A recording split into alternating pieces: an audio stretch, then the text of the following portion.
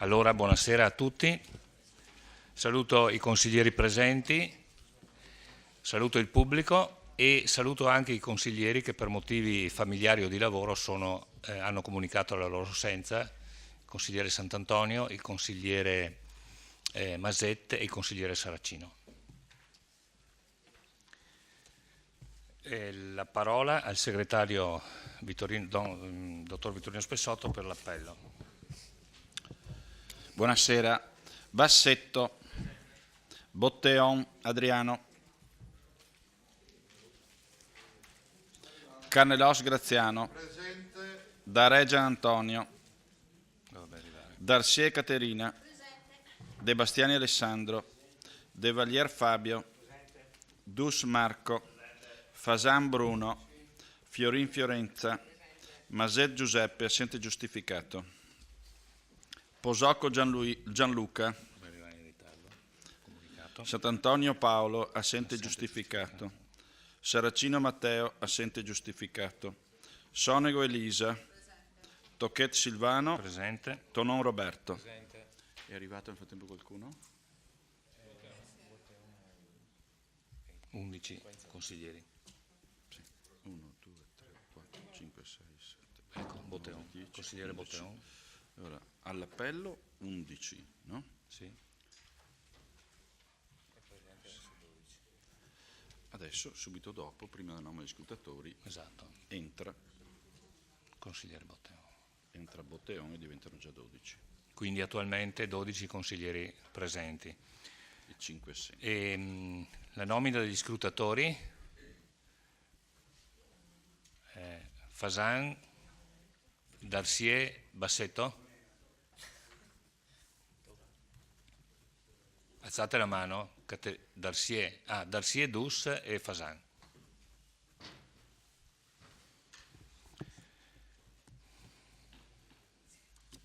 Allora, diamo inizio al Consiglio Comunale, abbiamo 7 punti all'ordine del giorno. In Commissione di Capigruppo abbiamo convenuto di spostare l'ordine del Consiglio Comunale, nel quale le interrogazioni stanno obbligatoriamente da regolamento alla fine, ma le abbiamo spostate all'inizio assieme al punto integrativo all'ordine del giorno. Comunicazioni, punto numero 1, comunicazioni. La parola all'assessore Denardi. Buonasera a tutti. A causa del precoce e improvviso decesso del signor Tué Cheikh, su segnalazione delle forze dell'ordine, i servizi sociali, competenti istituzionalmente e territorialmente a norma di legge, si sono attivati per approfondire la situazione di emergenza venutasi a creare per i 2 figli minori, 2 gemellini di 4 anni. In collaborazione con la rete parentale e comunitaria di riferimento della famiglia Touré è stato possibile assicurare ai bambini le attenzioni e le cure e una dimora temporanea dove possano essere accuditi nella loro quotidianità, non presentando problemi di rilievo. Tutto ciò è stato attivato temporaneamente in attesa dell'evolversi della situazione materna. I servizi sociali, per quanto di competenza e con la riservatezza a cui sono chiamati, hanno in carico la situazione per tutti gli aspetti relativi ai bisogni dei minori e della madre. Quest'ultima ha accolto favorevolmente la proposta di affido e di sostegno ai figli da parte dei servizi, in collaborazione con la famiglia affidataria con la quale al momento risiedono. In questa fase si ritiene opportuno favorire ai minori una ripresa di vita il più possibile normale, nel rispetto dell'intimità e riservatezza al pari di ogni altro bambino. Ricordiamo che, in vista la grande sensibilità di molti concittadini e non solo, che hanno chiamato i servizi sociali per avere informazioni e soprattutto per rendersi disponibili con donazioni in favore dei piccoli e della madre, abbiamo accolto con piacere l'iniziativa di Don Giulio Fabris, parroco di San Giacomo di Veglia, località dove la famiglia risiede, ad avviare una raccolta di fondi e invitiamo quanti volessero testimoniare tangibilmente la loro vicinanza alla famiglia Touré e devolvere un'offerta al conto corrente della parrocchia, i cui riferimenti sono rinvenibili anche nel sito internet del Comune di Vittorio Veneto. Sarà tenuta una rendicontazione delle spese e sarà cura dell'amministrazione e del parroco verificare le modalità con cui i proventi della raccolta saranno impiegati. A riprova della grande stima che il signor Touré si era guadagnato nella comunità, nella giornata odierna i responsabili dello stabilimento dove da anni lavorava hanno voluto incontrare l'amministrazione per condividere con essa le azioni già intraprese e concordare quelle da intraprendere per aiutare la famiglia di quello che hanno definito un lavoratore esemplare. Grazie. Assessore Uliana. Allora, buonasera a tutti. Avviso con un notevole anticipo, ma non ci saranno, prevedo, altri consigli comunali da qui a questa data, che il giorno 21 gennaio alle ore 18 presso l'Aula Civica di Ceneda sarà inaugurato il Memoriale dei Cavalieri di Vittorio Veneto. Questo memoriale troverà sede presso la chiesa di San Paoletto, che è annessa al Museo della Battaglia, nell'ex zona absidale. Quindi in una sorta di recinto sacro. Il memoriale conterrà 10 libri nei quali saranno inseriti i nomi degli insigniti delle regioni Veneto, Friuli Venezia Giulia e Trentino Alto Adige. Sono 112.640 nomi, suddivisi per le 13 province e i 1.132 comuni. È un lavoro questo che ha richiesto circa 1 anno e mezzo e che ci vedrà appunto di riferimento per quello che riguarda appunto l'onorificenza dei Cavalieri di Vittorio Veneto. Grazie. Grazie, Assessore. Invito ora l'onorevole Giorgio Zanin, membro della Commissione Difesa della Camera dei Deputati, per il punto, per quanto riguarda il punto numero, quello che viene trattato come punto numero 2 all'ordine del giorno. Prego. Prego. Il microfono dopo glielo passi tu.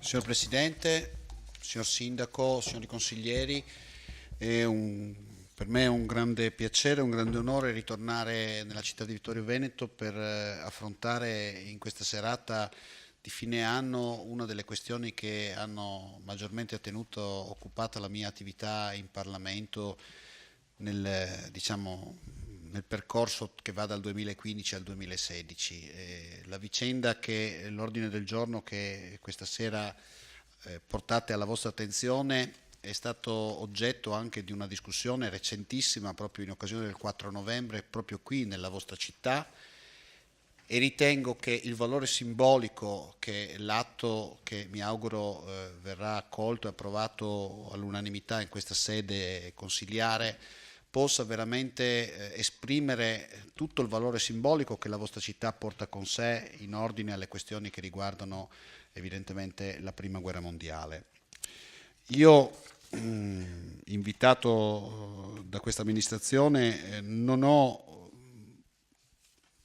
credo, l'obbligo da parte mia di sostenere quello che è un testo che immagino tutti i consiglieri abbiano già potuto affrontare e apprezzare. Mi corre l'obbligo tuttavia di segnalare almeno 3 fatti che sono di grande rilevanza e che pongono questa amministrazione e questo Consiglio Comunale nel vivo di questa vicenda. Il primo: siamo di fronte ad un atto di civiltà, di grande civiltà, cioè la capacità di riconsegnare nel nostro Paese fatti che la memoria veramente hanno sepolto oltre 100 anni fa, ad una rivisitazione doverosa, figlia di una civiltà che ha affrontato e superato ben altre prove nel passato. Stiamo parlando di fatti che sono costati la vita di cittadini italiani che sono morti nell'esercizio del loro dovere di militari per mano amica, fucilati dunque in obbligo a delle leggi di guerra legate a circostanze veramente discutibili con il metodo di giudizio attuale. Dunque non stiamo discutendo della legittimità degli atti compiuti da coloro che hanno emanato sentenze di morte e poi eseguito le sentenze di morte nelle circostanze tragiche di quel conflitto. Siamo a ricondurre invece ad un ragionevole e doveroso atto di civiltà il fatto che la nazione italiana possa riconoscere in queste persone delle vittime. Questi fucilati per mano amica, il convegno del 4 novembre prendeva spunto da questo tema e recitava nel titolo "Onor perduto?", punto di domanda.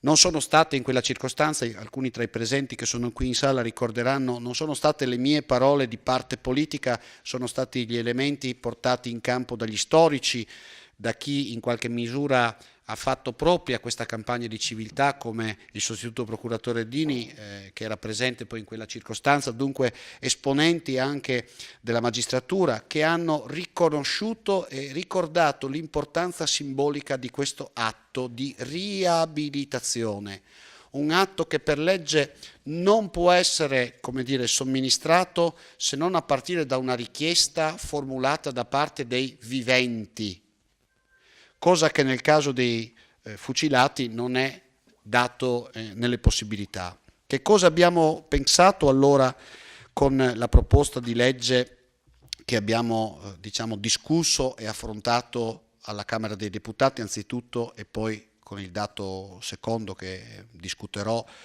e presenterò succintamente al Senato, è stato evidentemente stravolto. Abbiamo discusso di quali potevano essere le modalità per somministrare, per commisurare questo atto di clemenza ex post, a posteriori, con un obbligo per i tribunali militari di riaprire i fascicoli e, riaprendo i fascicoli, osservare se vi fossero quelle giuste cause per conferire a questi caduti, vittime di quelle ingiustizie, una riabilitazione. Dunque un atto dovuto che, e questo è il secondo dato che porto alla vostra attenzione, non ha trovato alla Camera dei Deputati alcun ostacolo di carattere politico. Non ha trovato alla Camera dei Deputati alcun ostacolo politico. È un dato questo che non avviene di frequente. L'avevo già sottolineato presso la sala del museo, in occasione del Museo della Battaglia, in occasione del convegno del 4 novembre, un dato francamente che dovrebbe interrogare tutte le forze politiche che immagino siedono in questo Consiglio, al pari sostanzialmente di quante compongono l'arco parlamentare. Dunque non si tratta di un atto che ha caratteristiche politiche legate a schieramenti, ma si tratta piuttosto di un atto di civiltà che i deputati tutti, io sono stato relatore del provvedimento, oltre che secondo proponente del provvedimento stesso alla Camera, hanno ritenuto anzitutto di costruire un percorso alla Camera stessa che fosse coerente con queste finalità, integrando il provvedimento che è stato presentato inizialmente per iniziativa del deputato Scanu, con una implementazione degli obiettivi che non erano soltanto quelli della riabilitazione, ma che sono diventati anche quelli della occasione educativa e formativa, come la vostra città conosce molto bene, perché i luoghi dove voi custodite la memoria sono a tutto tondo dei luoghi che sono diventati e sono un patrimonio anzitutto in chiave educativa. Chiunque visiti la vostra città viene qui per imparare dalla memoria viva quello che in qualche misura tutti noi come esseri umani ci vogliamo impegnare a superare nei comportamenti politici e anche evidentemente nelle relazioni umane dirette. Allora quell'atto è diventato un atto che si è tradotto in un appoggio unanime, con una votazione all'unanimità alla Camera dei Deputati. Ora, che cosa è avvenuto e che cosa ci porta in questa sede? Evidentemente che cosa vi porta in questa sede a discutere di un ordine del giorno di questa portata? Il fatto che pur con queste premesse di carattere morale, etico, storico, politico, per delle ragioni che non hanno trovato ancora una chiave esplicita di carattere, come dire, che non sono state ancora esplicitate, c'è stato un dibattito ampio di carattere anche giornalistico con elementi anche veramente pungenti, primo fra tutti l'intervento molto colorato e rigoroso di un noto giornalista quale Paolo Rumiz, a cui dobbiamo anche degli studi recenti proprio dentro le linee di combattimento della Prima Guerra Mondiale, dunque un giornalista militante nel senso autentico della professione, di colui che va sul luogo, osserva, cerca di cogliere quelle che sono state a cent'anni di distanza le reali condizioni.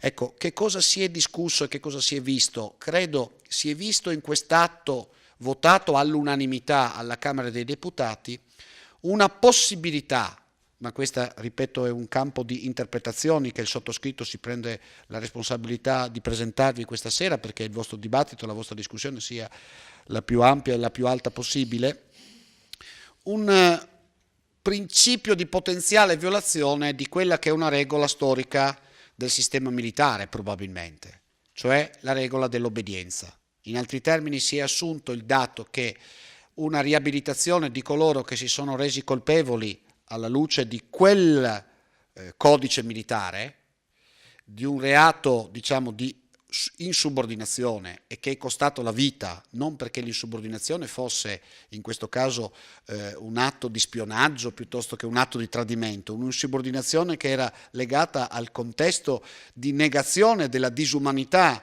di attacchi che, ricorderete, quelle circostanze, in particolare successive alla circolare Cadorna, alle circolari Cadorna, legavano l'obbligo agli ufficiali di inviare al massacro sostanzialmente dei nostri poveri concittadini, spesso da più parti d'Italia. Un fatto dunque conclamato, che io ho definito a più riprese come una sorta di giubileo civile. Quando evoco il giubileo civile evoco alla memoria di tutti i cittadini, non serve essere credenti per ricordare atti di grande rilevanza dal punto di vista culturale e storico del nostro contesto, come quelli che sono stati realizzati. Io ricordo tra tutti, per esempio, la revisione del processo a Galileo Galilei in occasione del grande giubileo dell'anno 2000, un fatto avvenuto oltre 400 anni prima.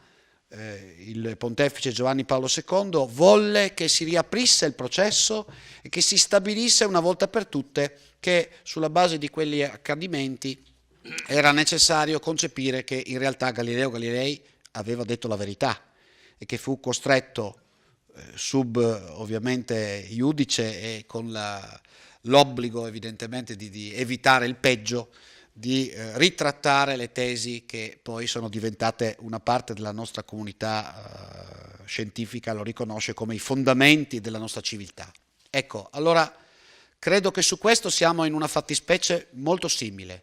Iscrivere dentro il nostro codice una legge che porta alla riabilitazione, porta con sé il grande valore morale, oltre che di un gesto di umanità, anche un valore morale, di iscrivere la capacità da parte di uno Stato di riconoscere dentro il proprio diritto la facoltà di rivedere i propri comportamenti e anche di chiedere perdono quando è necessario, come è stato in questo caso. Ricordo che furono più di 1000 i fucilati per mano amica e per fortuna furono moltissime le condanne non eseguite in quel contesto. Dunque il dispositivo che il vostro ordine del giorno, e ho concluso, signor Presidente, prevede, ci porta subito nel cuore della discussione, cioè che cosa ha fatto la Commissione Difesa del Senato, per ragioni che evidentemente, come ho già detto prima, non sono chiarite, se non in una misura veramente anche distorta, ha eliminato completamente questo testo discusso, votato all'unanimità, in aula, non in commissione. La sola commissione del Senato ha, perché ne ha la facoltà, essendo il nostro sistema bicamerale paritario, cioè le due Camere funzionano separatamente e indipendenti l'una dall'altra e possono rivedere i provvedimenti in maniera totale, ha voluto completamente tagliare il testo approvato alla Camera e ne ha approvato un altro che ha tutt'altro sapore, che non porta più in campo il tema della riabilitazione e che ritiene sostanzialmente, come viene espresso qui, in maniera puntuale, cerco di leggere il brano che è stato veramente scelto con cura nella stesura di questo testo, la Repubblica riconosce il sacrificio degli appartenenti alle forze armate che nel corso della Prima Guerra Mondiale vennero fucilati senza che fosse accertata a loro carico, a seguito di regolare processo, un'effettiva responsabilità penale e promuove ogni iniziativa volta al recupero della memoria di tali caduti. Come voi capite, si tratta non di una piena riabilitazione, non di un atto di civiltà, non di un atto che vede in queste persone delle vittime, ma addirittura delle persone che avrebbero o dovrebbero loro stessi, essendosi macchiati di una colpa, chiedere perdono allo Stato per aver infranto una regola che noi riteniamo evidentemente non essere degna della civiltà attuale. Ecco, credo dunque che l'ordine del giorno, che nel dispositivo indica 3 elementi, il fatto di stigmatizzare la condotta dei senatori che con la loro iniziativa hanno negato questa volontà politica unitaria espressa dai deputati e soprattutto un'espressione di civiltà che nasce dalla società civile, perché noi deputati non abbiamo proposto e elaborato questo testo sulla base di una nostra iniziativa autonoma, ma sulla base di una spinta di civiltà che peraltro anche in altri paesi d'Europa è stata oggetto di iniziative anche legislative. In secondo luogo, l'atto chiede al Presidente del Senato e al Presidente della Commissione Difesa del Senato l'immediato ripristino del testo approvato alla Camera e una pronta approvazione dello stesso prima della scadenza evidentemente del quinquennio di memoria della Prima Guerra Mondiale e soprattutto poi incarica il sindaco, di trasmettere questo ordine del giorno a tutte le autorità che hanno competenza per il ripristino della versione approvata alla Camera. Io ritengo dunque, concludendo, che l'atto che voi vi accingete a compiere sia un atto davvero significativo e che porta sulle vostre spalle il merito e l'onore di continuare nella storia questo segno, questa capacità di essere per Vittorio Veneto una città della memoria che costruisce la pace. Grazie, molte grazie.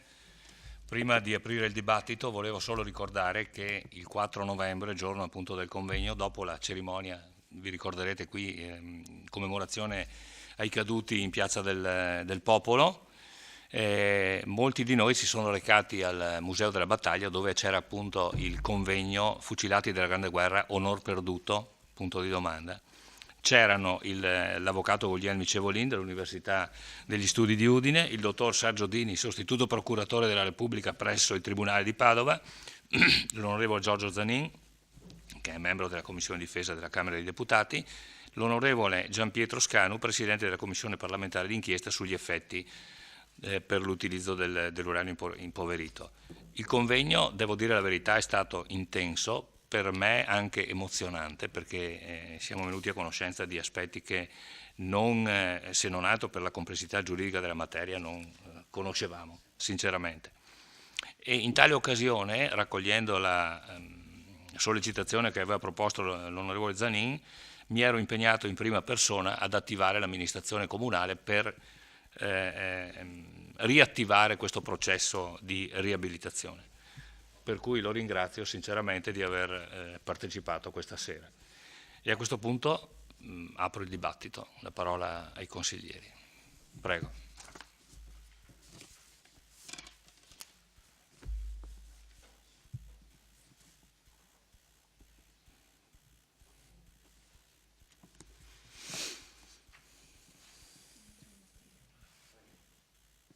Chiedo scusa. Consigliere Carnelos, prego. Leggendo l'ordine del giorno, mi verrebbe da dire davvero mala tempora currunta, nel senso che un consiglio comunale stigmatizza il comportamento dei senatori, i quali sconfessano nella loro aula parlamentare, sconfessano in toto quello che i loro colleghi deputati di Montecitorio avevano approvato all'unanimità. Davvero Bisanzio abita a Roma? Davvero questi senatori e questi deputati, che peraltro da una parte e dall'altra appartengono a delle famiglie politiche che dovrebbero orientare delle due l'una.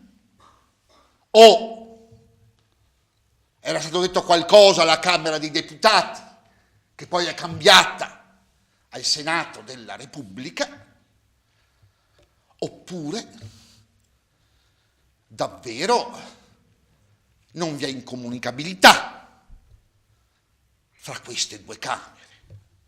Oppure, terza ipotesi, quella che la Camera approva all'unanimità, tanto ci penserà il Senato poi a falcidiare tutto, visto e considerato che il bicameralismo perfetto, il bicameralismo paritario funziona in questo modo.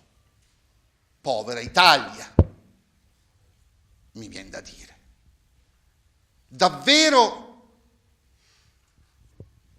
e qui abbiamo la prova provata, avvengono simili giochetti? Usque tandem abutere pazienza nostra. Usque tandem. Verrebbe quasi da pensare e di dire, in una legal tensione mettiamoli là, sti deputati da una parte, sti senatori da st'altra, e che si scazzottino fino a quando troveranno un accordo. Ma così va il mondo. Ci terremo questo bicameralismo perfetto e chissà quante altre volte ci troveremo a dover vedere la Camera che dice una cosa, il Senato un altro, il Senato una cosa e la Camera un'altra. Ma tant'è. Questo è passa il convento. Veniamo al merito. Indubbio che è un atto di civiltà la riabilitazione. Fra l'altro, credo che questo argomento così che viene alla nostra discussione, fra l'altro, ci faccia venire in mente di quanto orribile è la guerra,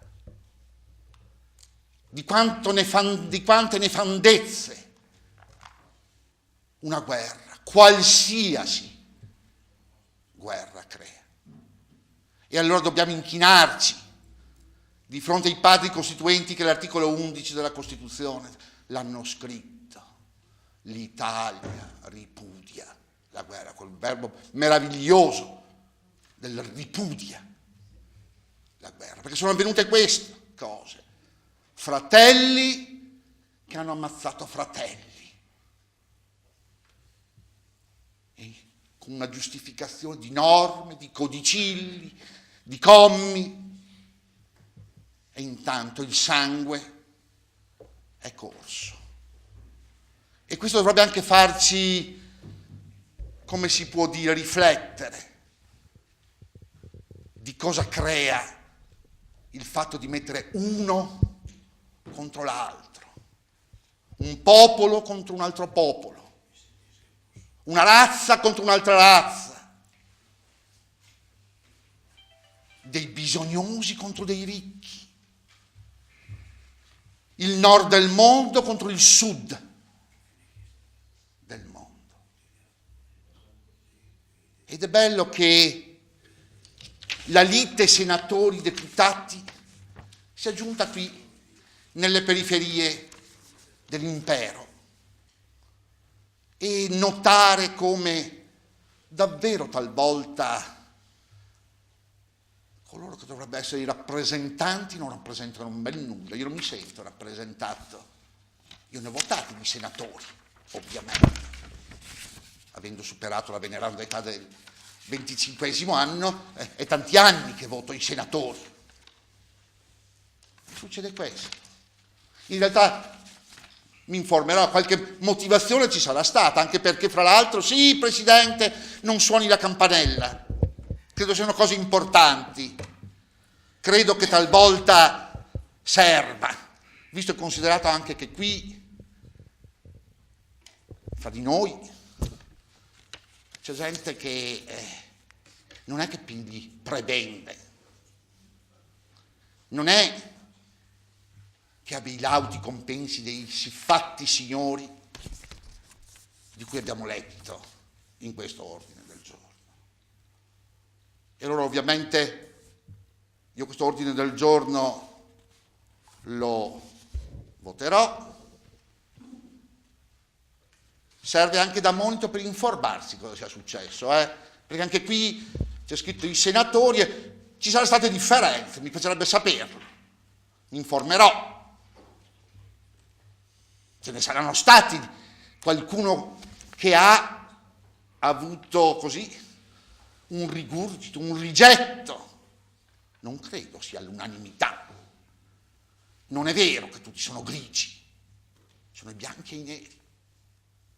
Viviamo un'epoca in cui è molto meglio vederci tutti grigi, tutti uguali. No, anche qui non saranno stati tutti uguali. E allora questo ci farà riflettere, siccome siamo cittadini attivi, credo che guardando nomi e cognomi potremmo fare qualche tirata di orecchio, per usare un eufemismo, perché sarebbe da fare ben altro. Ultimo flash, dicevo appunto sui morti, sulla guerra, che ci sia da monito, che non ci siano più in futuro. Noi siamo qui a parlare di queste cose 100 anni dopo.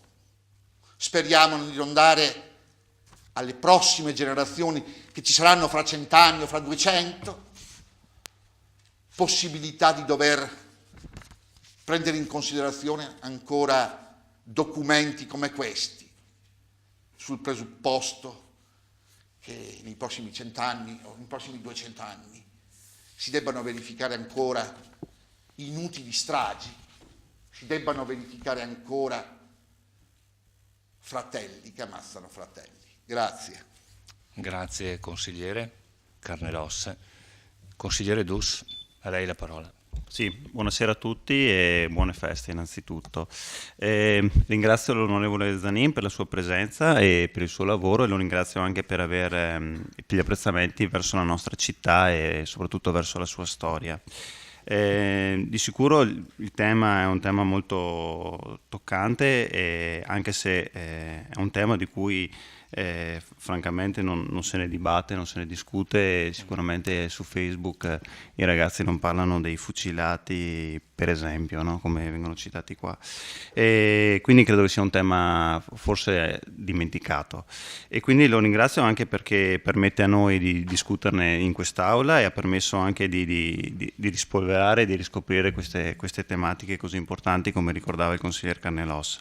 Questo è un atto di civiltà, ma credo che sia anche un atto di educazione storica e di educazione civile, che possa essere d'aiuto e per non dimenticare. Grazie. Grazie consigliere Dus. La parola al consigliere Botteon, prego. Grazie Presidente, buonasera.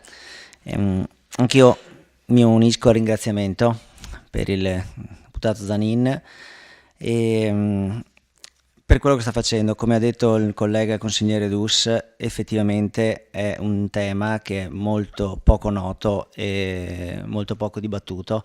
Lei contribuisce quindi con il suo lavoro, quindi con il lavoro di chi si è occupato di questa vicenda, a ripristinare una parte di memoria. La nostra città, Vittorio Veneto, sicuramente ha un ruolo importante per la memoria della Prima Guerra Mondiale con il Museo della Battaglia, e perché è ricordata come città dove è finita la Prima Guerra Mondiale, e quindi penso che sicuramente la nostra città, Vittorio Veneto, può contribuire a ridare memoria a queste persone che sono morte perché hanno disubbidito a degli ordini che avevano poco di umano. Come lei stesso ha detto, si parlava è un contesto fortemente critico.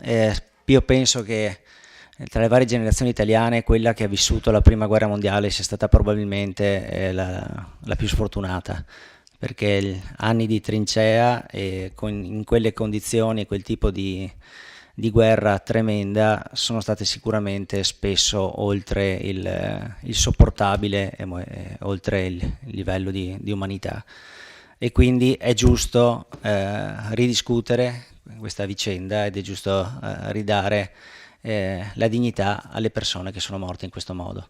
Perciò la ringrazio, sicuramente voteremo a favore di quest'ordine del giorno. Grazie. Grazie consigliere Botteon. Parola al consigliere Fasan, prego. Grazie Presidente, buonasera a tutti. Ho parzialmente apprezzato l'intervento dell'onorevole Zanin, in particolare quando si parla di carità e di rivalutazione di questi sfortunati italiani morti giovani in guerra. Non sono d'accordo nella valutazione invece quando parla di uno scontro Camera-Senato. La unanimità della Camera probabilmente lascia trapelare che sotto c'è qualcosa, e il voto contrario del Senato lascia trapelare che sotto non sono stati sondati tutti gli aspetti di questo argomento. Mi sono scritto un paio di cose qui che avrei piacere di leggere. Signor Sindaco, la discussione di questo punto all'ordine del giorno genera in me, e credo in tutti i consiglieri, un profondo ed emotivo. Dico subito che voterò a favore, a scanso di equivoci, però credo che sia portare anche il contributo delle cose che sono state dette. Un profondo ed emotivo travaglio spirituale nel ricordare la sofferenza di tanti giovani ventenni o poco più, mandati allo sbaraglio e a morte sicura contro le mitragliatrici nemiche, a nome e a sostegno di un ideale che forse pochi conoscevano e forse nemmeno condividevano. Penso pure che lei, Sindaco, nell'aver optato per l'obiezione di coscienza, il momento di dover intraprendere il servizio militare, si senta più coinvolto di altri su questo argomento, ma credo che il compito di tutti noi qui presenti in quest'Aula consigliari sia quello di fare una disamina intellettualmente onesta di quel periodo storico e dei fatti susseguenti. Veniamo al punto dell'ordine del giorno. Il 4 novembre abbiamo ascoltato l'autoincessazione di un docente universitario friulano, di cui non mi veniva più il nome, che ha parlato solo di se stesso. Diciamo che nella sua esposizione poteva far di meglio.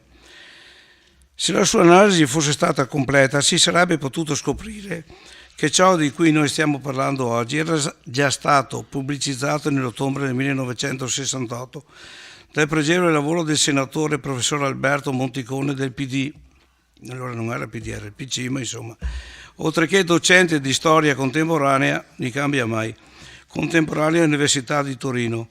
Preciso e intellettualmente onesto estensore, unitamente a Enzo Forcella, di uno studio dell'emblematico titolo Plotone di esecuzione. Quindi si sapeva già tutto 50 anni fa, e invece si è atteso il centenario per innescare la bomba.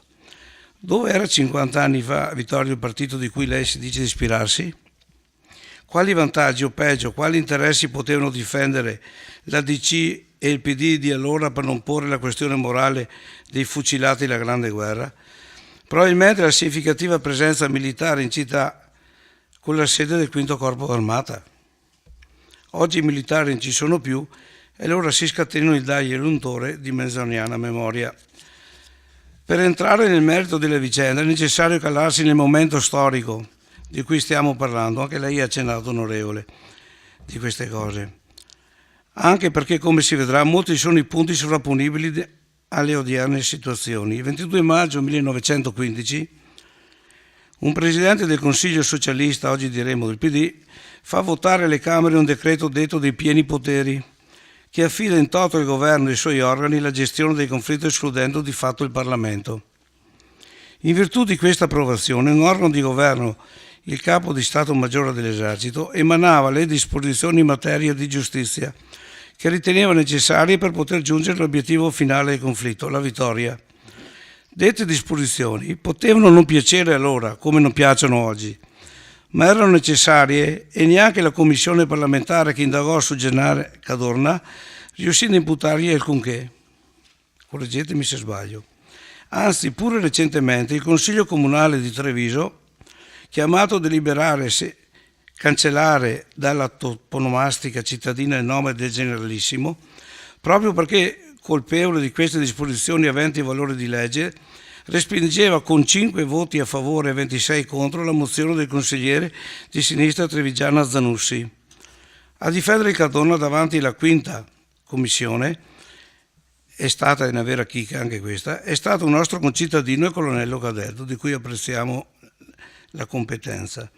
Lei dice testualmente: il provvedimento in parola, Scanu, volto a restituire l'onore a quei militari fucilati nel corso della Prima Guerra Mondiale in quanto disertori, ma senza che in realtà fossero loro imputate colpe specifiche, la diserzione è già un reato che non ha bisogno di essere ulteriormente specificato. In sintesi, chi giudica non ha necessità di conoscere perché il soggetto abbia disertato o dove sia andato. Si fa risalire, signor Sindaco, il provvedimento legislativo ad una lettera, mi auguro personale, del dottor Dini, ce n'è anche per Dini, alla Ministra della Difesa Pinotti.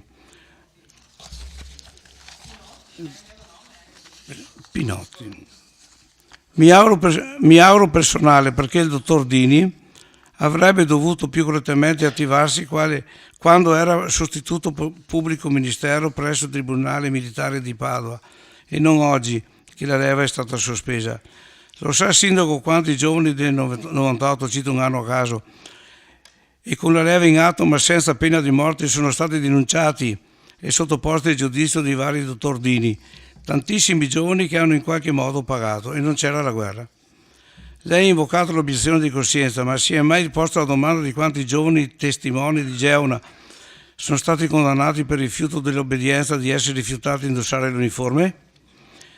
Lei sa che a questi condannati che avevano la fedina penale macchiata da questa infamia era preclusa la possibilità di fare parte della pubblica amministrazione? Sa quanti ne ha fatti condannare il dottor Dini? Non per cattiveria, ma per applicazione della legge a cui era soggetto. Adoperando una locuzione latina si potrebbe dire lex, dura lex, sed lex. Perché solo a 15 anni dalla sospensione della leva sono diventati tutti buonisti? Il provvedimento approvato all'unanimità dalla Camera e che a lei qui si propone viola un principio etico di cui voi del PD ci avete parlato sino alla nausea. Le sentenze non si discutono, si applicano e si osservano.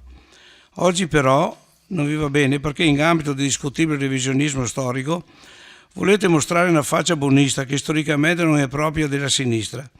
Personalmente ritengo più congruo il principio che chi è stato privato della vita senza regolare processo non solo debba essere reintegrato nella sua dignità umana e di soldato, ma lo Stato dovrebbe essere condannato a una forte pena pecuniaria per aver privato il soggetto di un regolare processo. Chi il processo l'ha avuto ed è stato giudicato rimane il giudizio emesso dalla Corte giudicante e basta. Consigliere, siamo già un minuto oltre, l'avviso. Dirò dopo, grazie. Grazie consigliere Fasan. Consigliere Darè, prego. Innanzitutto si fa una giustizia storica su degli eventi che sono stati sicuramente delle ombre all'interno della Prima Guerra Mondiale. D'altra parte il nostro museo ha un filo conduttore che è quello del passaggio di una guerra, diciamo, di stile medievale a una guerra moderna. Il generale in questione che ha mandato a fucilare tantissimi giovani era sicuramente un generale del Medioevo, tant'è vero che le sono parole sue, sono gli scritti, diceva si manda all'attacco tanti giovani più dei colpi della mitragliatrice, e abbiamo visto i morti sull'Isonzo, abbiamo visto i morti in tantissimi sui fronti che hanno visto questi giovani morire, e chi non usciva dalle trincee veniva ucciso all'interno della stessa trincea. e ogni tanto si facevano anche dei plotoni di esecuzione per dare il buon esempio. Allora questa è una pagina oscura di storia che giustamente bisogna ricordare, perché questi giovani sono stati uccisi dal fuoco amico, sono stati uccisi credo in maniera più barbarica di chi andava effettivamente incontro al nemico, uccisi dal fuoco amico solo per dare l'esempio, e bisognava comunque uscire dalla trincea. Allora questo è un episodio che giustamente la città di Vittorio Veneto si deve far carico, perché nel centenario bisogna ricordare sì la vittoria, ma bisogna ricordare anche chi ingiustamente è stato ucciso da delle persone che non avevano il diritto di essere generali, da delle persone che non avevano il diritto di essere al comando delle truppe, e soprattutto di uccidere questi giovani che, strappati dalla propria terra, sono stati mandati al fronte, in cui non si conoscevano tra di loro, non si conoscevano e neppure parlavano la stessa lingua, perché lingue diverse, dialetti diversi o comunque forme di dialogo diverse, però sono morti tutti quanti assieme, e credo che ogni città, ogni comune abbia dei ricordi, ma soprattutto di ricordi tragici come questi. Quindi il mio voto sarà un voto favorevole. Ringrazio la città di Vittorio Veneto che si fa portavoce di questa cosa, che è una cosa assolutamente doverosa nei confronti di chi ha dato la vita per la patria. Grazie del suo intervento, consigliere De Re. Consigliere De Bastiani, prego. Buonasera. Sì, volevo chiedere all'onorevole Zanin se è possibile riassumere in poche parole le motivazioni che hanno indotto appunto il Senato a bocciare oppure a rimodulare la votazione all'unanimità della Camera dei Deputati. Se è possibile appunto i concetti principali. Sì, direi che possiamo proprio sentire subito la risposta che vorrà dare l'onorevole. Sì, ben volentieri. Allora, anzitutto ringrazio quanti sono intervenuti sin qui, perché veramente ho apprezzato la qualità dei vostri interventi che, diciamo, testimoniano il fatto che questa non è una battaglia politica, è una battaglia invece sostanzialmente di civiltà, e la città di Vittorio Veneto nel farsene carico. Anzitutto distinguiamo: alla Camera c'è stato un procedimento completo.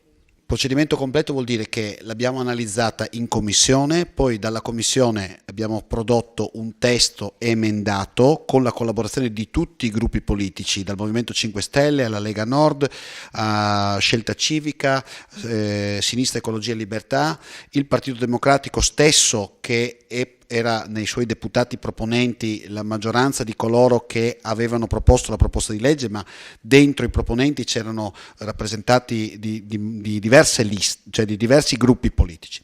Dopodiché questo testo è stato approvato in aula.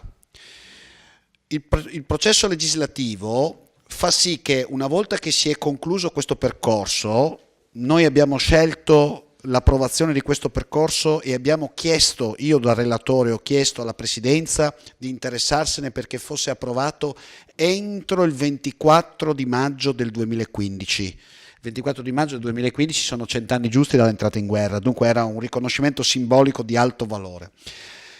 Per circa un anno abbondante la proposta è andata al Senato ed è rimasta, come dire, a bagnomaria, in attesa di eventi. Che cosa sia successo e quali siano gli elementi maturati in seno alla Commissione, avendo il Presidente stesso della Commissione, che peraltro, giusto per capirsi, chi ha fatto il primo intervento ha dato, come dire, la prova provata che c'è qualche cosa di misterioso in questa vicenda, cioè com'è possibile che un ramo del Parlamento all'unanimità con tutte le forze politiche in aula approvi e poi misteriosamente in commissione, e solo in commissione per ora, si sia arrivati a presentare un nuovo testo che non è ancora stato votato. Dunque ci troviamo in una circostanza politica paradossale, dove le forze politiche hanno esaminato il testo alla Camera e hanno detto va bene, poi al Senato forze politiche tra loro anche non di maggioranza, tutte di maggioranza o tutte di minoranza, ma sia di maggioranza che di minoranza, e cioè nella fattispecie il senatore Gasparri, la cui parte politica è nota, e dall'altra parte il presidente Latorre del Partito Democratico, sembrano convergere sull'idea che fosse necessario un nuovo e totale testo che porta con sé queste sostanziali novità. Primo, si elide completamente il problema della riabilitazione. Secondo, si elide tutto il pezzo che era stato aggiunto attraverso il lavoro parlamentare anche alla Camera, che riguarda l'aspetto che avevo detto prima e sollecitato prima e che avevo chiamato come valore educativo aggiunto. Il valore educativo dove stava? Nella affissione di targhe presso i luoghi della memoria, in particolare evidentemente l'Altare della Patria a Roma, dove abbiamo con tutta memoria ricordato il milite ignoto, giusto? Perché è lì che è sepolto il milite ignoto, che rappresenta simbolicamente tutti i militari caduti in guerra, meno quelli che appunto non meritano nessuna iscrizione all'albo dell'onor caduti, proprio perché sono caduti per fucilazione, per mano amica, e dunque considerati dei vigliacchi, dei traditori e quant'altro, privi dunque di tutti i requisiti della possibilità di essere riconosciuti come vittime. Ok? Dunque il secondo dato è quello che che meno mi preoccupa, cioè si vuol dare meno visibilità a questo aspetto, ma soprattutto è il primo che dal mio punto di vista ancora non è chiaro, cioè perché si è voluto togliere la riabilitazione.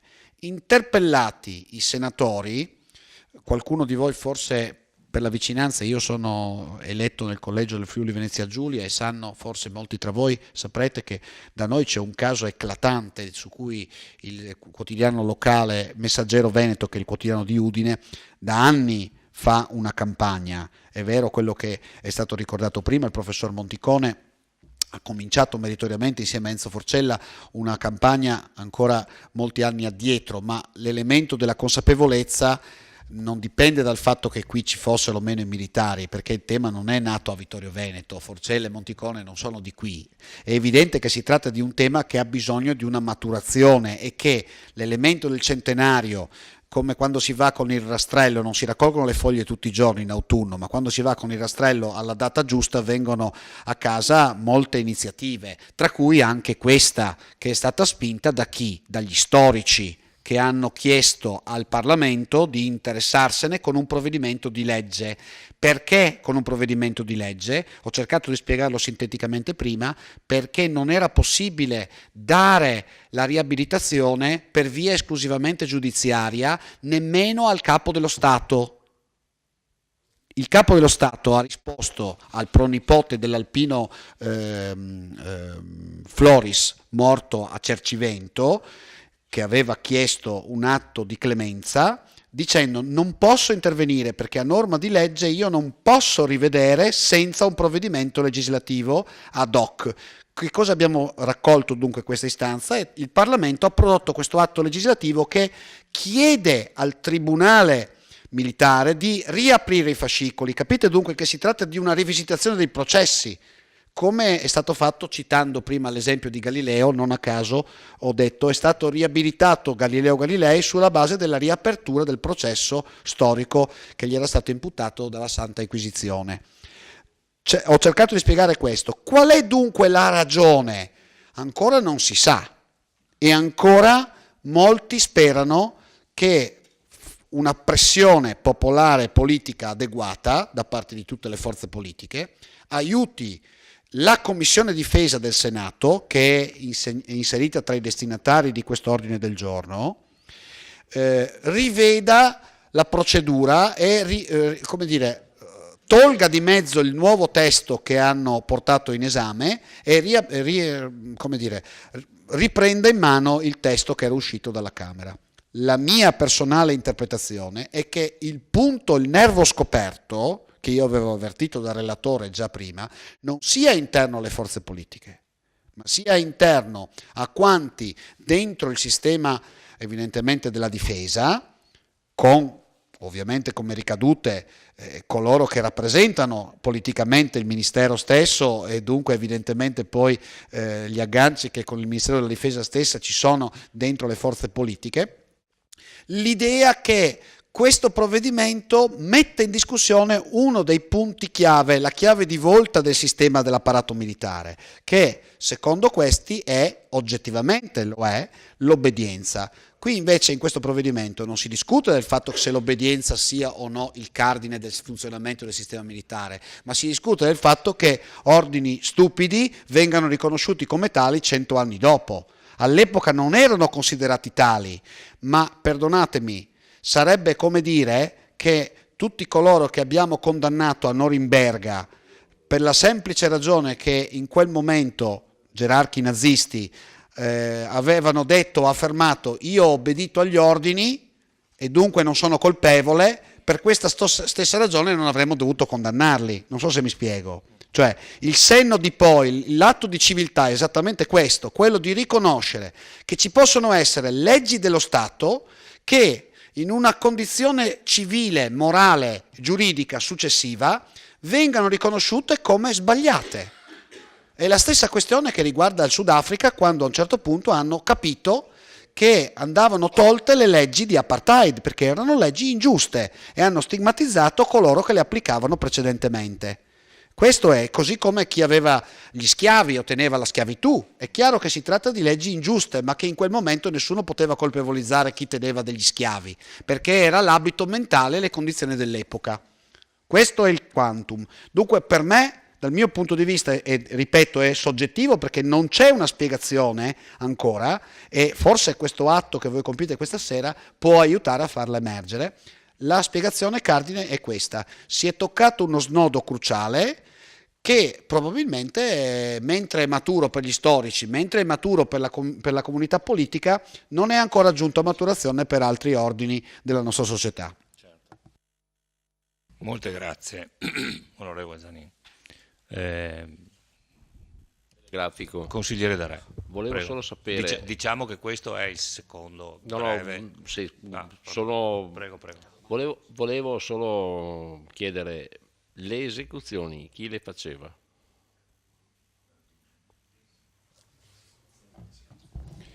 Allora, le esecuzioni... Anche perché forse capiamo anche la chiave di volta. Dal punto di vista, diciamo, storico, le esecuzioni erano, i plotoni erano per ordine degli ufficiali. Gli ufficiali avevano l'obbligo, sulla base delle circolari, pena il fatto che loro stessi potessero essere soggetti ad essere fucilati, avevano l'obbligo di eseguire quelle che erano indicazioni. Ho già detto che qui il tema vero è la catena di comando. Lei ha detto bene prima, si trattava di uno schema mentale, lei l'ha definito medievale, ma per capirsi possiamo definirlo così, che riferiva al fatto che dopo un anno di conflitto i ragazzi, ancorché fossero spesso analfabeti e ignoranti, non erano stupidi, avevano capito che uscendo dalla trincea morivano e alcuni di loro a un certo punto hanno cominciato a porre delle domande. Quelli che ponevano troppe domande evidentemente erano scomodi al sistema. Sapete che c'è stata la censura sulle lettere, sulla corrispondenza, perché non si voleva che fuori dal fronte si capisse quello che stava avvenendo al fronte. E questi sono i punti chiave di quel conflitto, che per far eseguire gli ordini si è arrivati addirittura all'atto barbaro, incivile, totalmente controsenso, di uccidere dei servitori della patria.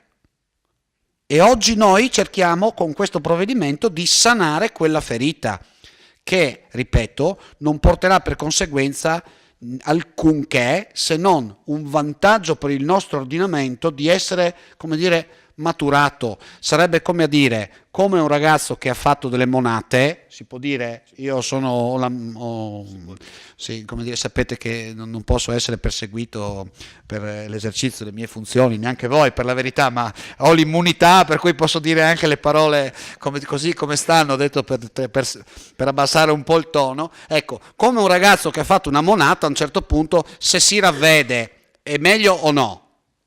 Gli diamo atto a un ragazzo quando si ravvede che è diventato migliore, che addirittura per certi versi chi si ravvede è migliore di chi non si è mai ravveduto perché non ne ha mai avuto bisogno? Io penso di sì. Noi siamo con il nostro ordinamento giuridico, con questa legge, di fronte a un atto di maturazione del nostro ordinamento. Cioè il nostro ordinamento civile dice, cavoli, persone nella rappresentazione dell'esercizio delle funzioni dello Stato hanno commesso degli errori, lo dovevano fare, lo riconosciamo, non diciamo che loro sono colpevoli, diciamo che è bene però che quelli che sono stati vittime di quelle decisioni che oggi appaiono ingiuste non debbano subire l'umiliazione di essere considerate, come dire, per giunta dei traditori oppure delle persone che, mentre viceversa erano semplicemente della gente che usava il cervello. Ok? Spero di aver risposto in maniera... Molto chiaro, la ringrazio. Consigliere Carnelos, prego. L'intervento del collega Fasan ha stuzzicato un po' una replica, perché dice l'ex dura l'ex ed l'ex. Risponderei summum ius summa iniuria. È indubbio che quello che è avvenuto 100 anni fa nei confronti di quei ragazzi è una grande ingiuria, ancorché all'epoca la norma fosse rispettata. Ma la nostra non è la funzione di un collegio giudicante. La nostra è una funzione, come si può dire, storica. Riflettere sul passato ed evidenziare che in quel passato, anche applicando norme, ecco la dura lex, in realtà si è creata una grande ingiustizia. E noi abbiamo, come si può dire, l'obbligo morale di cercare di attutire ed eliminare l'ingiustizia. Perché vedete, su questo ricordatevi che non sempre ciò che è legittimo, ciò che è legale è anche giusto.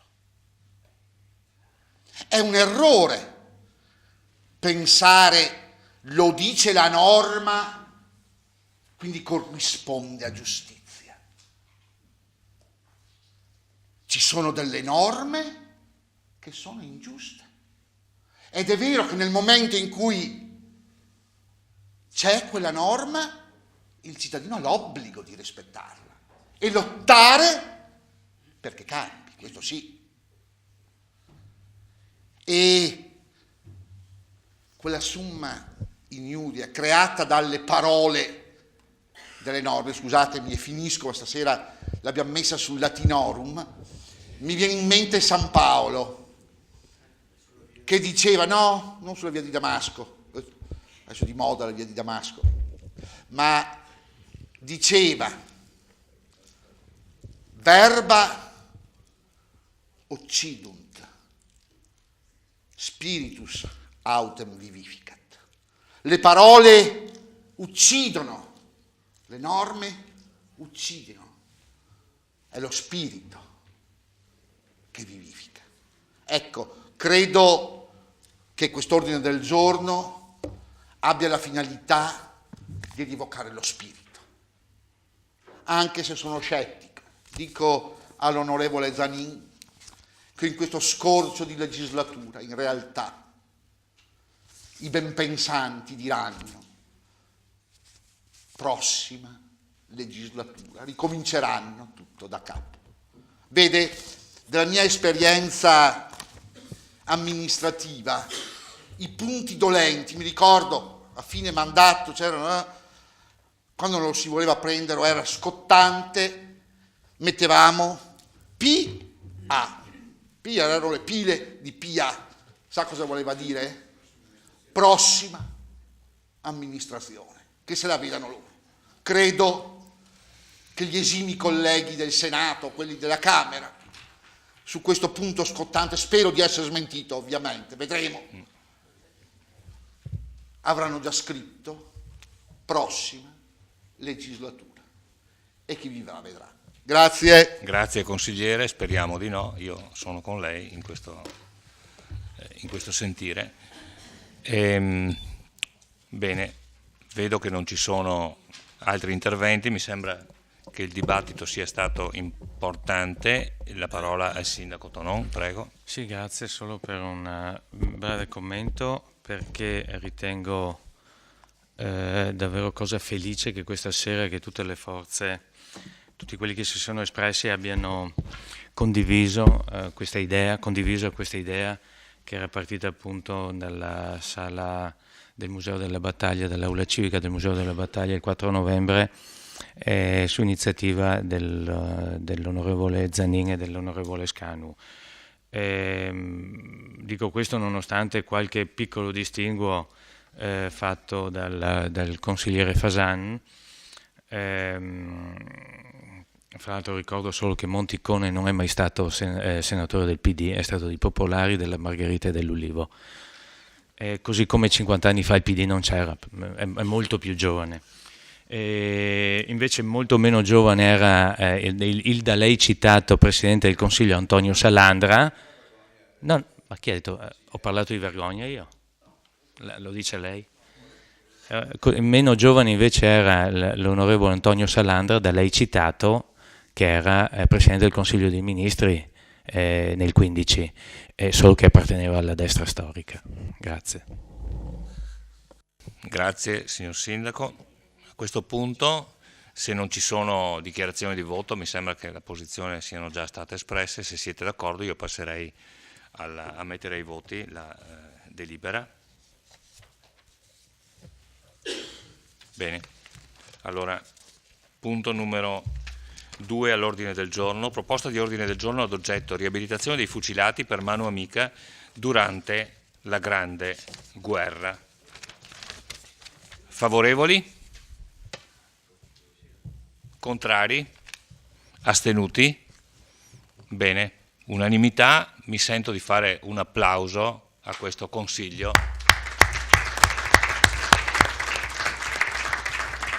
Naturalmente ringrazio l'onorevole Giorgio Zanin perché è stato oltremodo gentile a partecipare, chi meglio di lui avrebbe potuto sviscerare cose a noi in parte sconosciute. Prego.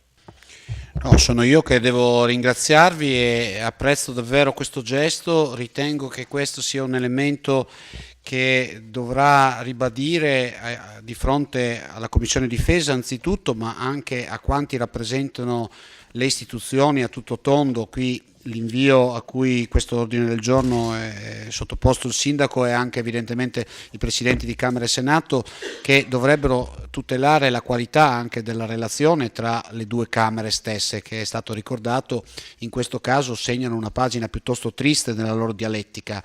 Si possono apportare delle variazioni, ma in questo caso è evidente che si tratta di un conflitto non esplicitato ancora e che è in itinere. Dunque io vi ringrazio molto e credo davvero che abbiate compiuto questa sera un atto simbolico di grande rilevanza. Per questo sarà mio compito, prendo tra i miei compiti ancora una volta anche quello di dare notizia delle qualità che la vostra città rappresenta, anche in ordine sempre. Questa sera avevo la campana qui di fronte, ho citato il tema della pace perché ritengo che costruire la civiltà significa proprio costruire la pace. Dunque grazie per l'accoglienza e sono, come si direbbe in questi casi, sempre a vostra disposizione. Grazie ancora, grazie mille. Prego. La saluto. E mi sono dimenticato, devo anche ringraziare sinceramente l'assessore De Nardi per l'opera di raccordo che ha avuto nella sistemazione della delibera e anche per i contatti con l'onorevole Zanin e il contorno che ha portato poi alla stesura di questa delibera. Bene, secondo l'ordine del giorno modificato dalla conferenza dei capigruppo, proposta di ordine del giorno presentata dal consigliere Marco Dus relativa agli episodi che hanno colpito la città di Vittorio Veneto e le sue istituzioni.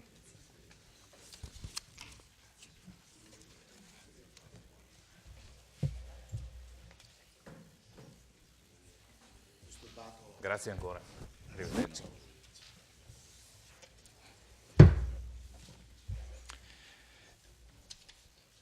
illustrerà il consigliere Fiorin. Prego.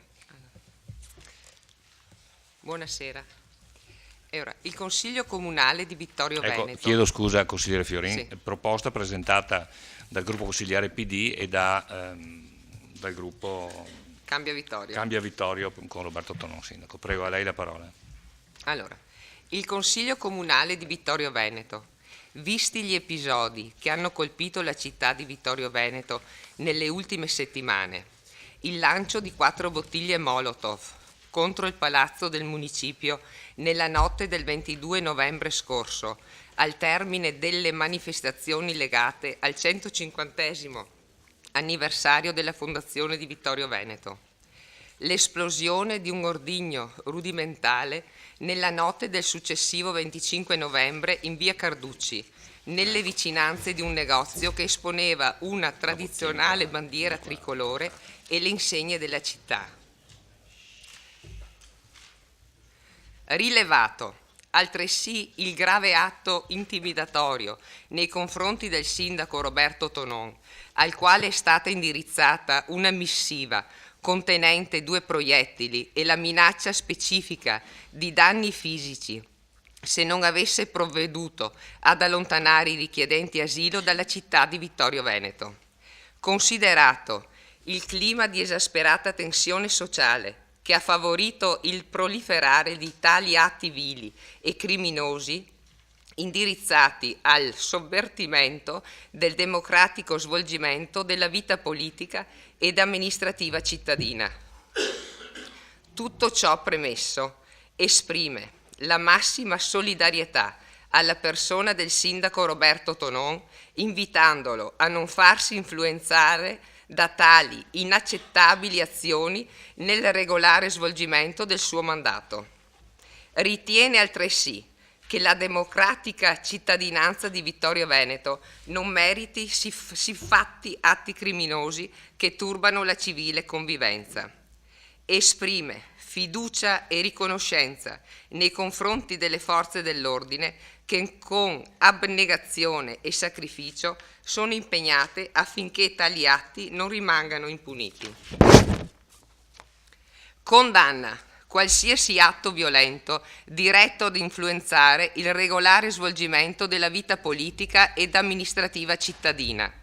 I mandanti e gli esecutori materiali di questi vili atti intimidatori, le cui azioni criminali indirizzate verso luoghi e figure istituzionali sono da intendersi contro e a danno della città nel suo insieme, nella convinzione che tali soggetti saranno assicurati alla giustizia nel più breve tempo possibile. Chiunque giustifichi o si avvalga di tali atti criminali al fine di esasperare ulteriormente la già complessa situazione cittadina. Grazie. Prego. Grazie consigliere, è aperto il dibattito. Prego.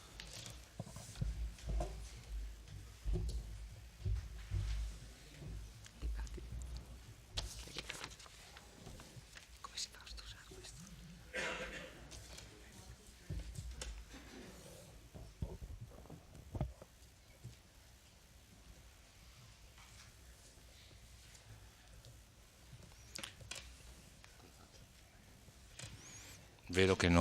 Vedo che non ci sono interventi, quindi a questo punto ritengo di dover mettere ai voti.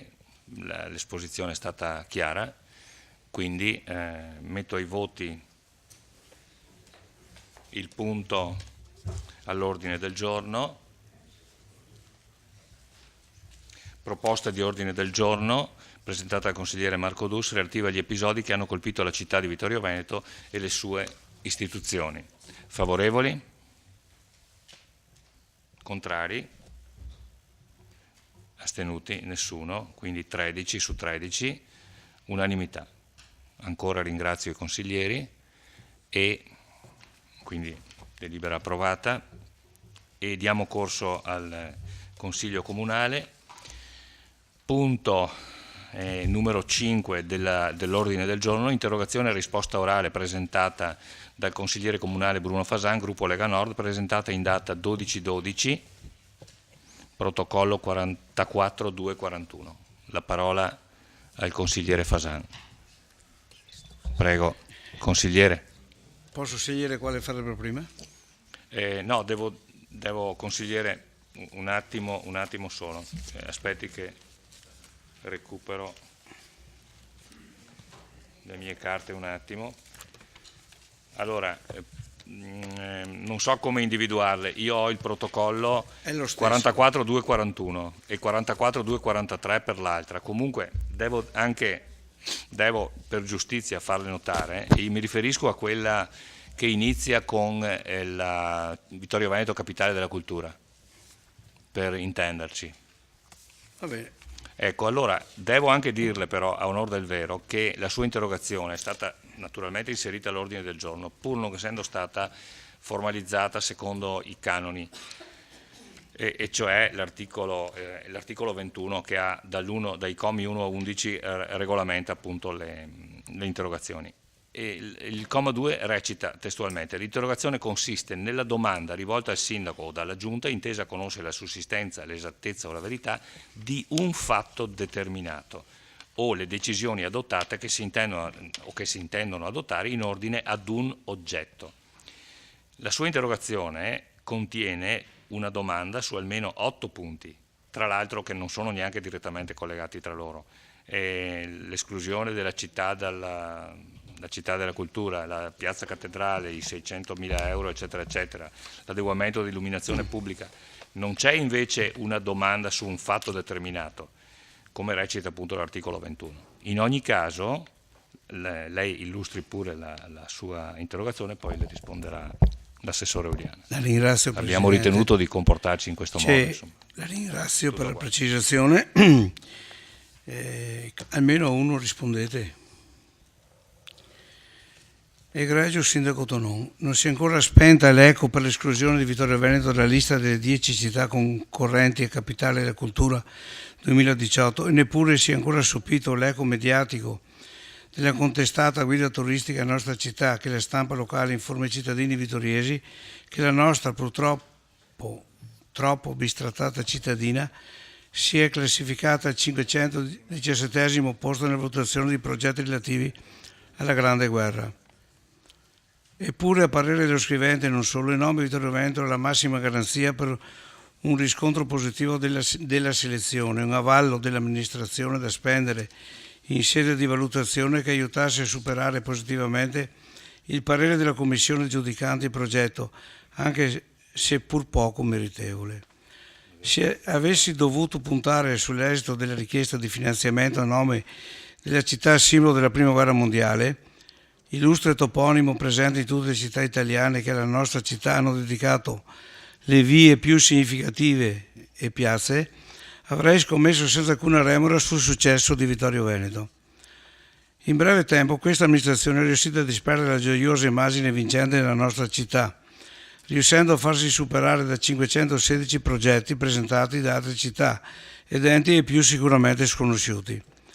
A cosa sia dovuto questo insuccesso credo debba diventare oggetto di valutazione da parte dell'amministrazione e da tutti i nostri concittadini che con orgoglio in ogni luogo d'Italia e oltre si dichiarano apertamente cittadini vittoriesi, dando per scontato che Vittorio Veneto è conosciuta come la città della vittoria e dell'unità d'Italia.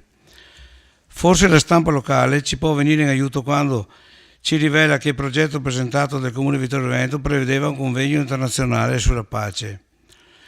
Sempre militudine, ma non troppo. Se si fosse trattato di un compito italiano in esame di maturità, la commissione giudicante avrebbe scritto bocciato perché è fuori tema.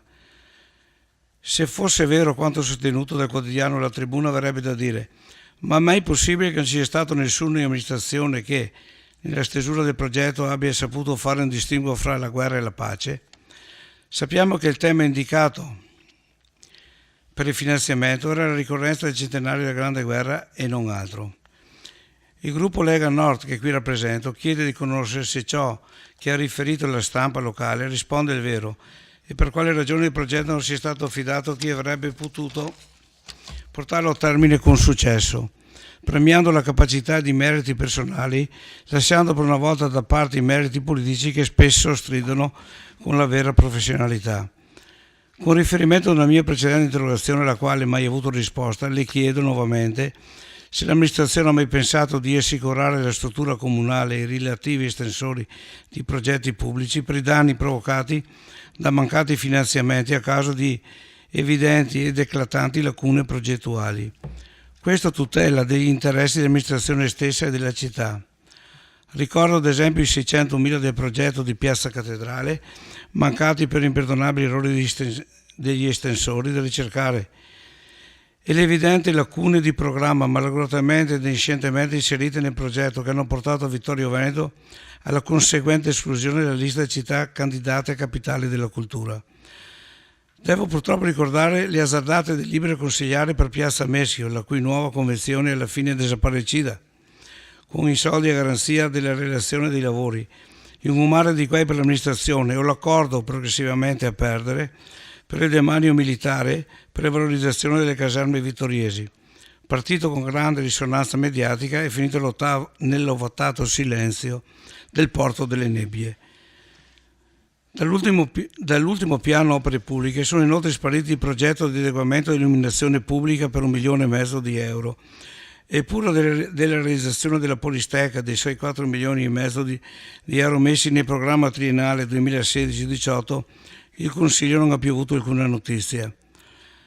Nel mezzo del cammino amministrativo di questa Giunta credo che sia giunto il momento per la stessa di fare una salutare riflessione sulla propria incapacità di gestire lo sviluppo della nostra città. Vabbè, la ringrazio. Grazie. Assessore Antonella Uliana, prego. Sì, grazie Presidente.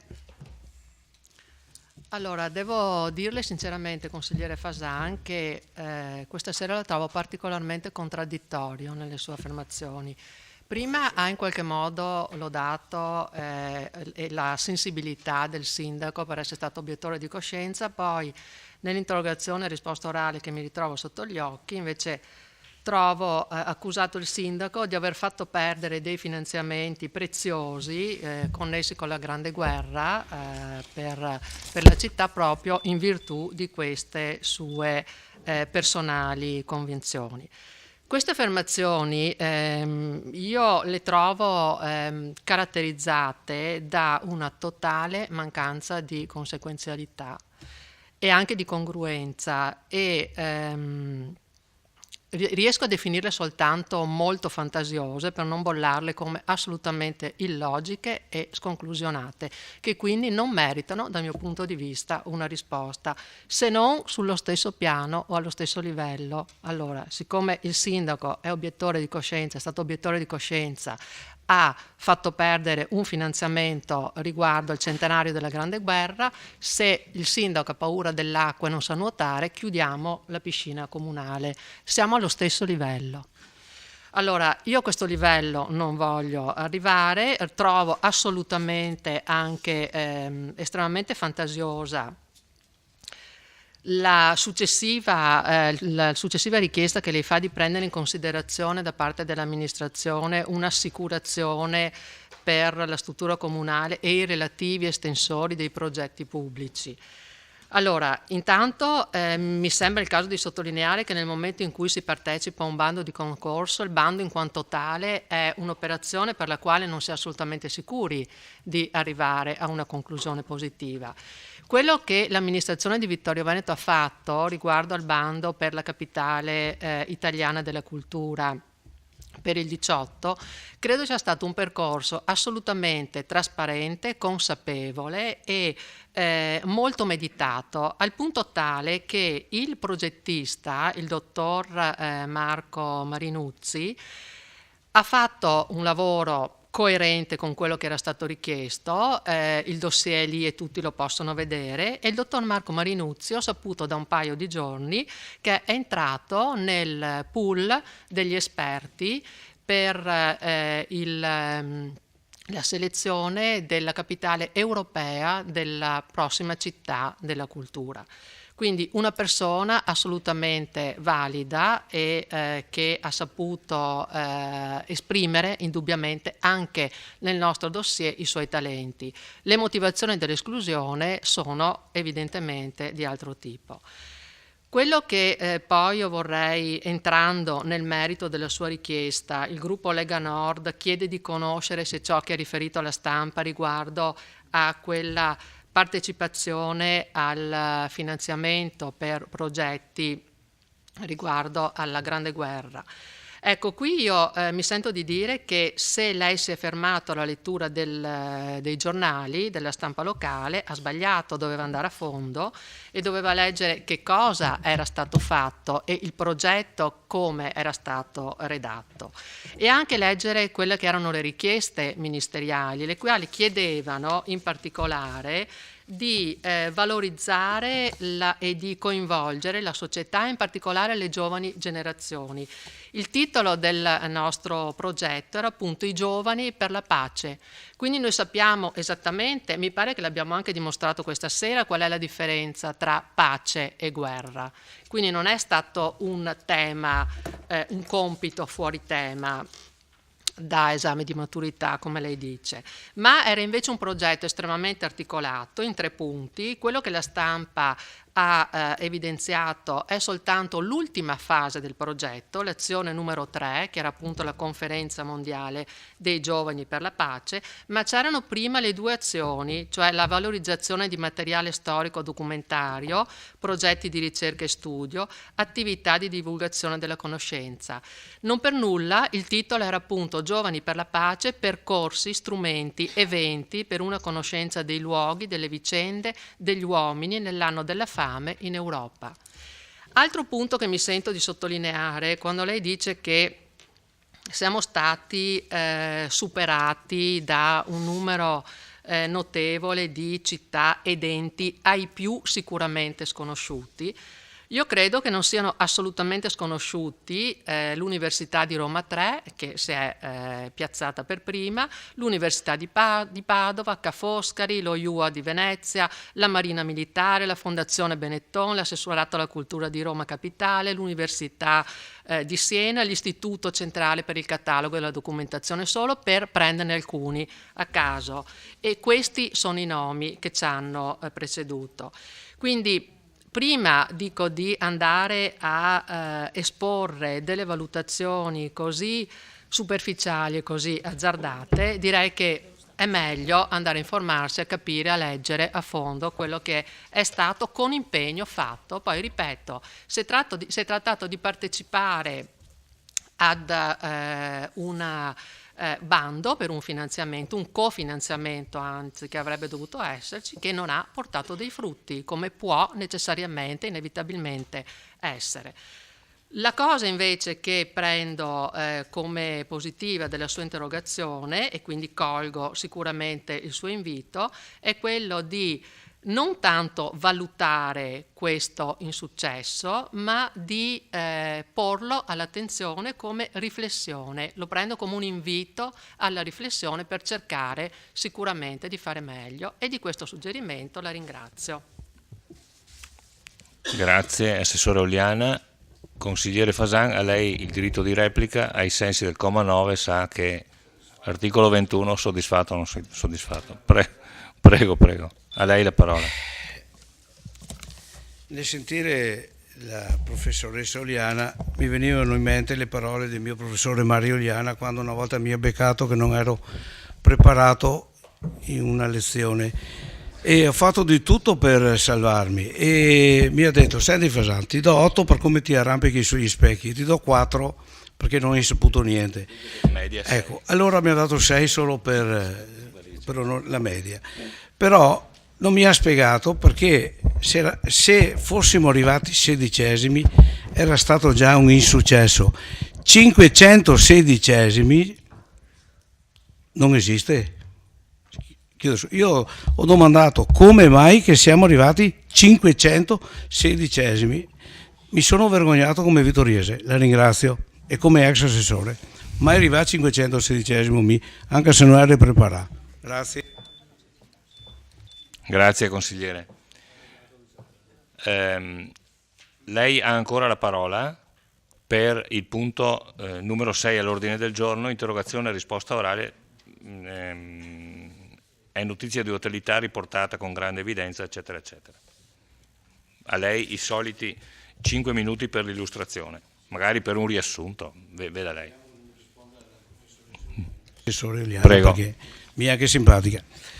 Interrogazione e risposta orale deve essere il prossimo Consiglio Comunale. È notizia di attualità riportata con grande evidenza su tutti i giornali e talk show nazionali che nel nostro paese vi sono 4 milioni e mezzo di italiani che versano in condizioni di povertà assoluta, mentre ci sono altri 10 milioni di nostri connazionali che si avvicinano a questa soglia di non vivibilità, sicuramente non degna di un paese civile europeo del terzo millennio.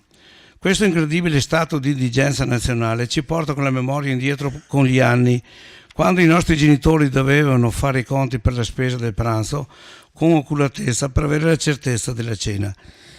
Il basso reddito, specialmente per i nostri giovani laureati, che il nostro giovane inesperto premier, allora c'era ancora Renzi, pensa, una vita fa, si ostina a considerare come un'opportunità di sviluppo per il nostro paese, fa sì che una generazione di giovani italiani laureati o diplomati cerchi altre opportunità lavorative altrove, anche fuori dal nostro paese, dove il tasso di sviluppo è 5 volte quello italiano, depauperando inesorabilmente la nostra società e il nostro futuro. Per 150.000 italiani che annualmente lasciano con rammarico il nostro paese, il nostro governo, incapace di dare soluzioni, ma Poletti le ha detto perché, ha intuito la geniale possibilità di sostituirli con 150.000 migranti, affermando che la soluzione del problema dell'espatrio dei nostri giovani laureati è nell'accoglienza e nella diversità dei valori che questi nuovi ospiti arrivati su un gommone portano alla nostra società. Pensiamo anche al danno sociale provocato da questa migrazione di giovani italiani che non riusciranno più a provvedere all'assistenza dei loro genitori quando questi entreranno in una dolorosa fase della loro vita dove avranno bisogno della presenza dei loro figli, snaturando la vera essenza della solidarietà generazionale che caratterizza la famiglia italiana, con questo aggravando anche i costi sociali. Quindi non di laureati formati nelle nostre università e costati una fortuna alla società civile abbiamo bisogno, ma di giovani africani che faranno i lavori di bassa manovalanza sottopagata che, si dice, gli italiani non vogliono più fare e che con le tasse del loro lavoro e i loro contributi ci pagheranno le nostre pensioni. Al momento però le dobbiamo mantenere per almeno 2 anni e non è certo che in futuro riusciranno ad integrarsi e a produrre ricchezza per ripagare ciò che hanno ricevuto. Con tutta la buona volontà non si capisce come ci riusciranno, visto che non c'è lavoro, che abbiamo già 4 milioni e mezzo di disoccupati, che il 40% dei nostri giovani tra i 18 e i 25 anni è senza lavoro e molti di questi non cercano più lavoro e che i nostri giovani sottopagati con voucher e senza prospettive occupazionali riescono appena a sopravvivere e sono ben lungi da poter programmare una famiglia. Quindi sono costretti a rimanere con i genitori, malgrado qualche buon tempone abbia definito il loro comportamento di bamboccioni. Poi da dati riportati dal governo si scopre che quest'anno sono nati il 6% di italiani in meno. Vista la spensierata capacità di procreare di nuovi italiani acquisiti dalle precedenti migrazioni, credo che questo dato sia superato per difetto, lasciando le briciole di una generazione di nuovi italiani a reale prodotto originale italiano di oggi. L'impero romano d'Occidente è caduto quando ha pensato di poter sostituire le legioni a difesa dei confini con le prezzolate tribù barbare, tranne poi accorgersi troppo tardi che la società di allora, dalle abbaglianti luci dei fasti imperiali, stava entrando nel buio del Medioevo, dal quale ha impiegato secoli per uscirne.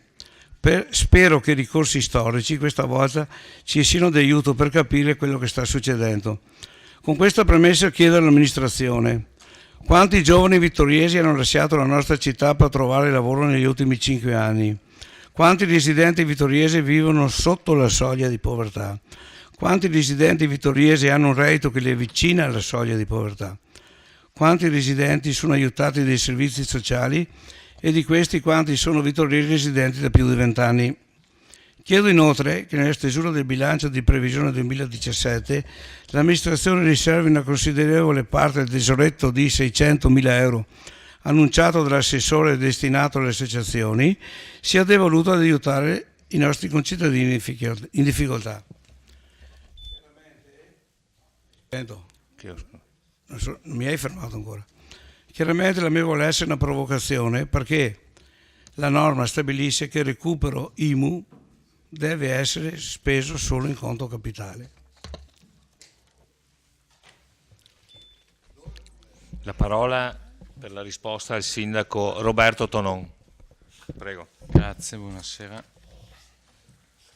Gentilissimo consigliere Fasan, le sue richieste, come da consolidata tradizione, spesso banalizzano e strumentalizzano in modo confuso e pressapochista i problemi della società contemporanea. Come ben sa, avendo lei amministrato questa città per molti anni, quando una persona modifica il proprio indirizzo di residenza, non comunica all'anagrafe originaria i motivi della scelta, semplicemente si reca presso l'ufficio anagrafe del nuovo comune per chiederne l'iscrizione e questo avvisa il comune di provenienza. Di più, chi si allontana per motivi di lavoro può anche non modificare la propria residenza. Quanto alla seconda e terza domanda, anche se le interrogazioni prevederebbero la risposta a una domanda, sempre poiché lei è stato per molti amministratori di questa città, sa benissimo, o almeno dovrebbe sapere, che i dati da lei richiesti non sono in possesso dell'amministrazione comunale, ma tutt'al più all'Agenzia delle Entrate alla quale la invito a rivolgersi. Il comune infatti è in possesso di dati parziali, perché relativi agli immobili presenti nel territorio e di proprietà di un determinato soggetto. Questo fa sì che sia impossibile ricostruire il reddito di un soggetto in quanto i dati sono relativi appunto ad un patrimonio immobiliare e non ad un reddito. Peraltro, neppure i dati in possesso al comune relativi alle singole dichiarazioni di redditi è possibile ricavare l'appartenenza ad un nucleo in fascia di povertà o meno. Se infatti facciamo l'ipotesi di una famiglia formata da due coniugi in cui uno abbia un reddito molto alto e uno un reddito molto basso, potrebbe risultare che uno appartiene a una fascia ricca e l'altro coniuge a una fascia povera. In realtà il reddito familiare è di una famiglia benestante. Ma leggendo le dichiarazioni separatamente così sembra. Fra l'altro le dico anche che la media, dati forniti nel 2014, dei 17.000 erotti vittoriesi che hanno presentato la dichiarazione di redditi per quanto riguarda il reddito imponibile rispetto all'addizionale IRPEF, la media era di oltre 23.000 euro. Proprio per questo i servizi sociali operano attraverso il filtro dell'ISEE, che fotografa una situazione più ampia del singolo reddito personale, ma indaga su redditi e patrimoni dell'intera famiglia. Esistono poi diversi calcolatori di ISEE a seconda delle prestazioni sociali alle quali si vuole accedere o si chiede di accedere. Quando alla quarta domanda, i dati definitivi relativi all'anno 2015 e ovviamente quelli del 2016 sono quelli parziali, li vado a leggere. Allora, contributi minimo vitale, 7 minori nel 2015, 6, dati parziali, ripeto, 2016. Adulti 84 2015, 67 2016, 57 famiglie nel 2015, 36 nel 2016, 32 anziani nel 2015 e 19 nel 2016. Per quanto riguarda invece i contributi per affido, abbiamo 3 minori in affido nel 2015 e sempre 3 nel 2016. Persone, anziani in struttura con retta totale o parziale a carico del comune, 38 nel 2015 e 39 nel 2016 anziani, adulti disabili 26 nel 2015, 27 nel 2016, 6 minori nel 2015 e 4 nel 2016. Poi ci sono dei contributi come bonus famiglie numerose, 16 nel 2016 perché non c'era questo contributo nel 2015, nido in famiglia 10 e assegnati con trasferimento del 5 per 1000 15. Poi abbiamo l'assistenza domiciliare ai pasti, e in questo caso gli utenti concorrono al pagamento del servizio in base all'ISEE parametrata, sono 130 la media mensile ovviamente nel 2015 e 125 la media mensile per ore disponibile nel 2016. Come ben sa, lei che ha fatto l'amministratore di questa città, i servizi sociali elargiscono servizi e contributi ai residenti in base alle necessità e alle capacità reddituali in funzione della residenza attuale, non della durata della stessa residenza. D'altro canto, sarebbe difficile distinguere, per esempio, all'interno di un unico nucleo familiare dove più persone possono aver acquisito la residenza nella nostra città in epoche diverse. Da ultimo, una sola nota, visto che lei ho visto nell'introduzione che ha fatto al suo intervento relativamente al primo punto all'ordine del giorno, quello sui fucilati ama la storia, i voucher di cui tanto si lamenta nacquero grazie alla riforma del mercato del lavoro operata dall'allora Ministro del Lavoro Roberto Maroni e furono introdotti per la prima volta nel 2008 nel settore agricolo, quando Ministro dell'Agricoltura era il signor dottor Luca Zaia. Presumo li conosca entrambi. Grazie. Consigliere Fasan, a lei la replica. Sì, la ringrazio, Sindaco, per l'incompletissima risposta. Mi ha risposto solamente nell'ultima domanda e anche, diciamo, fuori tema, perché non le ho chiesto tutte queste cose, ma ben erano altri miei obiettivi. Quando sento che ci sono 15 milioni di italiani, no, in Italia, di italiani, non italo-vittoriesi, è stato preciso questa volta, anche se voi mi accusate di non essere preciso. Ecco, ci sono 15 milioni, ho visto che i poveri non albergano a Vittorio, perché siamo su cifre 30, 29, 17. Può almeno dirmi... No, io parlo dei numeri che mi ha dato lei, che sono talmente insignificanti che non si può dire che Vittorio Veneto è una città in sofferenza, assolutamente no, e per questo sono contento. Però ho qualche dubbio perché conosco la realtà quotidiana e non è così come viene... vuol dirmi che l'amministrazione non è in grado di conoscere lo stato dei residenti, perché se lei mi dice che non avete questi dati, consigliere, la ringrazio per la risposta che tutti ricordo, hanno sentito, non siete in grado di rispondere. Grazie. Scusi, siccome sono stato citato per fatto personale in quanto non in grado di rispondere, lei ha chiesto quanti sono, visto che ha citato numeri 39 e 17, sembrava lei desse i numeri dell'otto, forse è abituato a fare questo, ha chiesto quanti residenti sono stati aiutati. Io le ho dato esattamente i numeri che sono stati forniti dai servizi sociali. Se lei, che ha fatto 10 anni di consigliere comunale, 5 anni di assessore, non sa che questi sono i numeri ufficiali che vengono dagli uffici dei servizi sociali, puntini, non so cosa aggiungere. Io le avevo chiesto quanti residenti vivono sotto la soglia. Chiuso. Grazie signor Sindaco, è stato oltremodo esauriente. Do ora la parola all'assessore Napol per il punto all'ordine del giorno ad oggetto bilancio di previsione 2016-2018, quinta variazione. Prego.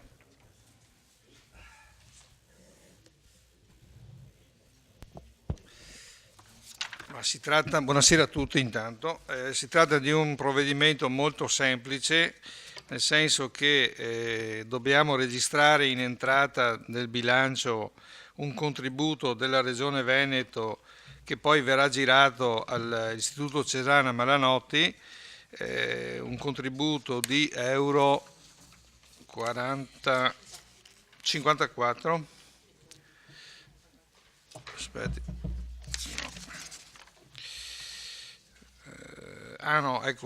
Sono 54, i lavori erano 54.000, però il contributo che la Regione ha elargito è di euro 43.736, che poi noi provvederemo a girare all'Istituto Cesana Malanotti per dei lavori relativi al miglioramento della produzione di energia, la cogenerazione, mi pare fosse un impianto che era stato realizzato all'Istituto Cesana Malanotti, quindi è stato visto in commissione, è stato approvato all'unanimità, quindi credo si possa procedere alla votazione senza dibattito. Grazie. Assessore Napoli, io pongo appunto al Consiglio la proposta dell'assessore, è una cosa, però vedo che c'è una prenotazione, quindi do la parola al consigliere Darè. Prego. No, per rispondere al sindaco che parlava dei voucher, voglio ricordare che i voucher sono stati introdotti esattamente come lui ha detto, ma erano delle misure eccezionali. I voucher in questo momento sono diventati ed è stato oggetto dello stesso Gentiloni di oggi nel dire che vanno regolamentati.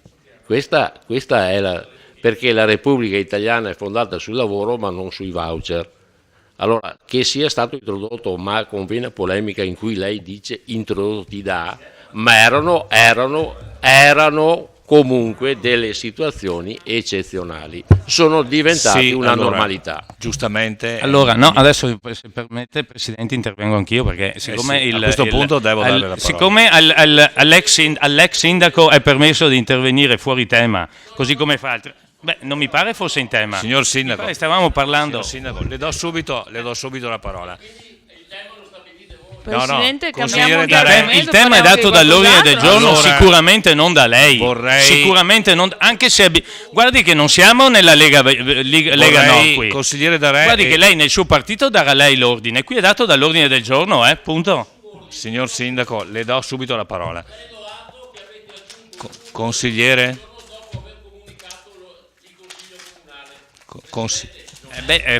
Forse lei non sa, avendo fatto il sindaco, che è previsto dal regolamento che è previsto dal regolamento che lei era sindaco quando è stato approvato. Forse non se lo ricorda, era il 2013, vada a guardarsi il regolamento comunale che evidentemente non conosce. Allora, devo chiedere la parola, scusate, devo chiedervi la parola. Allora, il consigliere Darè, come tutti si sono accorti, stava parlando fuori tema. Io credo di avere, visto l'esiguità dell'intervento, di avere la possibilità di dargli la parola per un breve intervento, come ha la possibilità il sindaco di rispondere a tono. Non vedo niente di straordinario senza che me lo ricordiate. Ecco, consiglieri, non sono abbottonato per di dietro, come si dice. Comunque prendo anche nota delle vostre osservazioni. E allora, ripeto, io accoglierei la proposta dell'assessore Napoli di mettere in votazione questo fatto meramente tecnico. Quindi metterei in votazione, a meno che non ci siano interventi particolari o dichiarazioni di voto, non ce ne sono. Bilancio di previsione 2016-2018, quinta variazione, scusate un attimo, favorevoli, contrari, astenuti, unanimità 13 su 13, metto in votazione l'immediata eseguibilità, favorevoli, contrari, astenuti, quindi unanimità, delibera approvata ed approvata anche l'immediata eseguibilità. Punto originariamente al numero 4 all'ordine del giorno, richiesta di convocazione del Consiglio Comunale dei gruppi consigliari Lega Nord, Tony Darè Sindaco e Forza Italia per la trattazione del seguente argomento: annullamento del punto numero 3 dell'ordine del giorno del 17/11/2016, quarta variazione di bilancio. Illustra, credo di vedere, il consigliere Fasan, giusto? No, ma vedo che si è prenotato, quindi le do la parola. Questo punto all'ordine del giorno mi brucia il mio tempo di poter parlare? Sì, di fatto quando si apre il dibattito è un intervento, quindi lei nel corso del suo intervento, se vuole... Mi dai sempre 5 minuti? No, lei ha 7 minuti. No, Fasan, lei ha 7 minuti. Ha 7 minuti di tempo, prego. Vabbè, io quasi lo darei per letto, visto che tutti i consiglieri ce l'hanno, lo darei per letto e mi esprimerei in altra maniera. Non c'è nessun problema, lei ha 7 minuti per il suo intervento. Vabbè. Allora, nel prepararmi per l'intervento su questo punto all'ordine del giorno, annullamento del punto 3 dell'ordine del giorno 17/11/2016, quarta variazione di bilancio, ho letto con sorpresa il parere di regolarità tecnica e contabile del responsabile dei servizi interessati. Parere dato a seguito della verifica positiva della sussistenza dei presupposti legittimanti l'adozione della delibera, nonché del parere favorevole di regolarità contabile a seguito della verifica della legittimità della spesa. Vorrei fare un piccolo inciso però. Allora, quando ero consigliere comunale, mi sembra nel 2006, anch'io ho alzato la mano per dare la volumetria in area Fender, però a certe condizioni e che siano rispettate le regole, che qui sono per tutti uguali. Subito per chiarire questa cosa, la Lega ha alzato la mano e ha dato la volumetria ed è ben felice se il Pala Fender verrà fatto, però nel rispetto delle regole.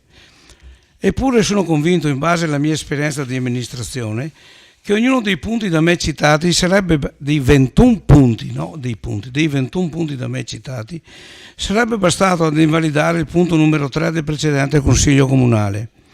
Credo pertanto che a tale proposito tutti i consiglieri, giovani consiglieri, debbano leggere attentamente la richiesta di convocazione che ho a suo tempo promosso, così da votare in maniera favorevole per l'annullamento di quella delibera.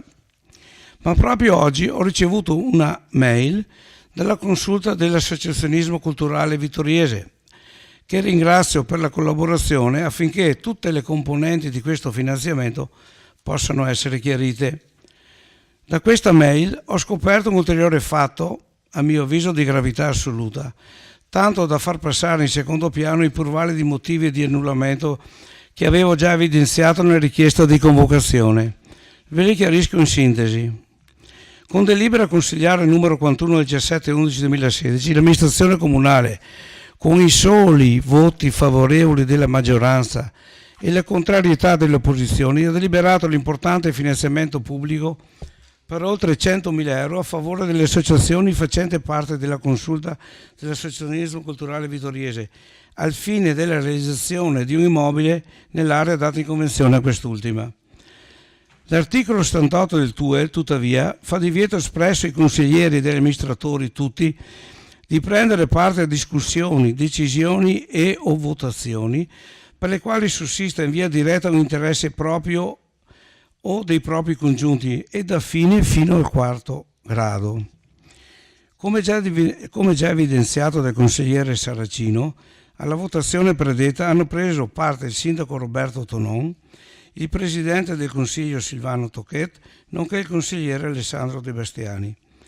Dalla missiva posta all'attenzione del Consiglio inviata dalla consulta dell'associazionismo vittoriese, ho tuttavia preso con sorpresa, e non vi nascondo che la cosa mi ha profondamente rammaricato, che il presidente dell'associazione Astrofili, il presidente dell'associazione Il Piccolo Principe e il presidente del Movimento per la Vita, tutte associazioni partecipanti alla consulta medesima, risultano essere rispettivamente niente meno che il signor Silvano Tochet, presidente del Consiglio, il signor Alberto De Bastiani, a quanto so fratello del consigliere Alessandro De Bastiani, e il signor Mario Botteon, notoriamente suocero dell'attuale sindaco Roberto Tonon. Se la norma è così chiara, che non mi pare ci siano dubbi che i predetti sindaco Roberto Tonon e i consiglieri Silvano Tochet e Alessandro De Bastiani non potevano e non dovevano pertanto prendere parte e votare, peraltro positivamente, a favore del contestato stanziamento concesso dal Comune e associazioni, da essi stessi o comunque dai loro parenti presidiute.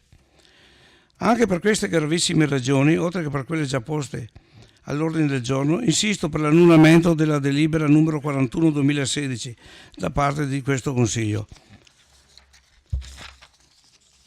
Ritengo peraltro che alla luce di questo nuovo gravissimo episodio, al di là della doverosa astensione anche da prendere parte a questa delibera sul piano politico il Presidente del Consiglio, non resti davvero altra strada, mi dispiace dirlo, che rassegnare per decoro immediatamente le proprie dimissioni a questo Consiglio. In ogni caso non può rimanere qui dentro, insieme agli altri due. Detto questo, vi preannuncio che mi esterò da questa votazione, perché non voterò nemmeno contro né a favore, mi esterò, perché avendo già chiarito la mia posizione, reputo per onestà e trasparenza devono essere gli stessi consiglieri di maggioranza, ora che la situazione è nota a tutti, a porre rimedio agli errori commessi da taluni di loro, annullando certamente lo stanziamento in questione. E questo, si badi bene, a prescindere da considerazioni di opportunità o meno, ma per rispetto delle norme e comunque per correttezza nei confronti di tutta la città. Infine un invito a lei, signor segretario. A fronte di tale grave situazione, io penso che spetti anche lei il dovere di attivarsi per risolvere o comunque doverosamente segnalare la questione. Continuerò al secondo giro. Grazie. Consigliere Dus, a lei la parola. Sì. Dunque, faccio un po' fatica a fare un intervento su questo argomento perché c'è veramente molta carne al fuoco e sconclusionata anche. Allora, però andiamo per gradi. Le minoranze richiedono l'annullamento di qualcosa che è stato votato e poi le minoranze si presentano in minima parte. Questo è il primo dato che riscontro, quindi mi chiedo, lo volete sostenere, non lo volete sostenere? Poi durante il Consiglio Comunale si dice non voteremo una cosa che chiediamo venga votata. Ma allora se non la volete votare ritiriamola e che così non vedo dove sia il problema. Cioè, per cui veramente già siamo sulle basi che non ci capiamo. Qua stiamo rimettendo in discussione nuovamente un atto che, l'avevo detto la volta scorsa, lo ribadisco, non interessa questa amministrazione, interessa 40 associazioni, interessa 23 anni di lavoro, interessa centinaia di persone che gravitano su quell'area e quindi significa non tanto attaccare questa amministrazione o presumibilmente mettere in difficoltà questa amministrazione, ma mettersi contro la città intera di Vittorio Veneto, io credo. Stiamo parlando di un progetto che anche dal punto di vista volumetrico si ridimensiona rispetto al passato, rispetto alla progettazione passata. È una struttura per la città, a servizio della città e che rimarrà a disposizione della città. Ci sono stati dei finanziamenti in passato dati dalla giunta d'Arae, finanziamenti che in parte posso anche condividere, che sono stati dati a delle associazioni per opere non di proprietà dell'amministrazione, non di proprietà della città. Sono stati dati dei finanziamenti dei cittadini di Vittorio Veneto per delle opere che però non rimanevano di proprietà della città. E voi qui adesso venite a mettere in piedi una struttura che poi disconoscete nel momento della votazione e che ci chiedete a noi di votare contrario. Ma scusate un attimo, ma fatevi un attimo di chiarezza, se non volete votarla non presentatela sta cosa. Questo è il mio primo intervento.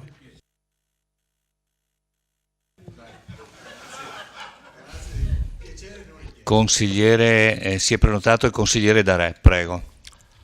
Ma è inutile che ribadisca quello che ho già espresso, che questa è una marchetta elettorale, l'ho detto l'altra volta, la ribadisco. Ma la cosa che appunto balza agli occhi, non conoscendo diciamo chi era, aveva le veci o le funzioni di presidente, non poteva votare all'interno del Consiglio Comunale avendo dei vincoli comunque di parentela. Sto parlando con lei, Presidente, perché ci sono delle sentenze che parlano...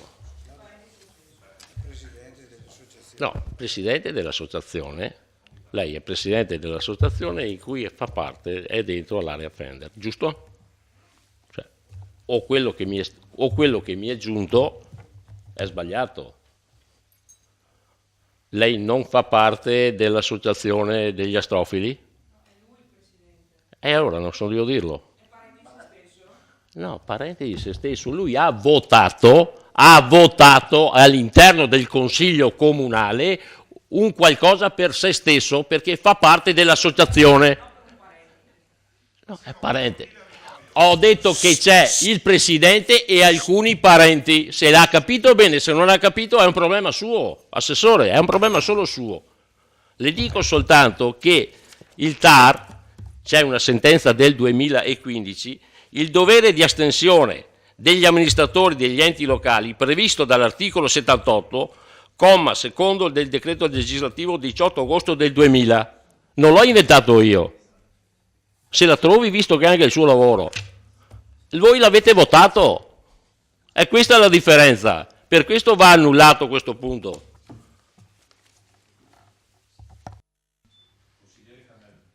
Consigliere Carnelossa, a lei la parola.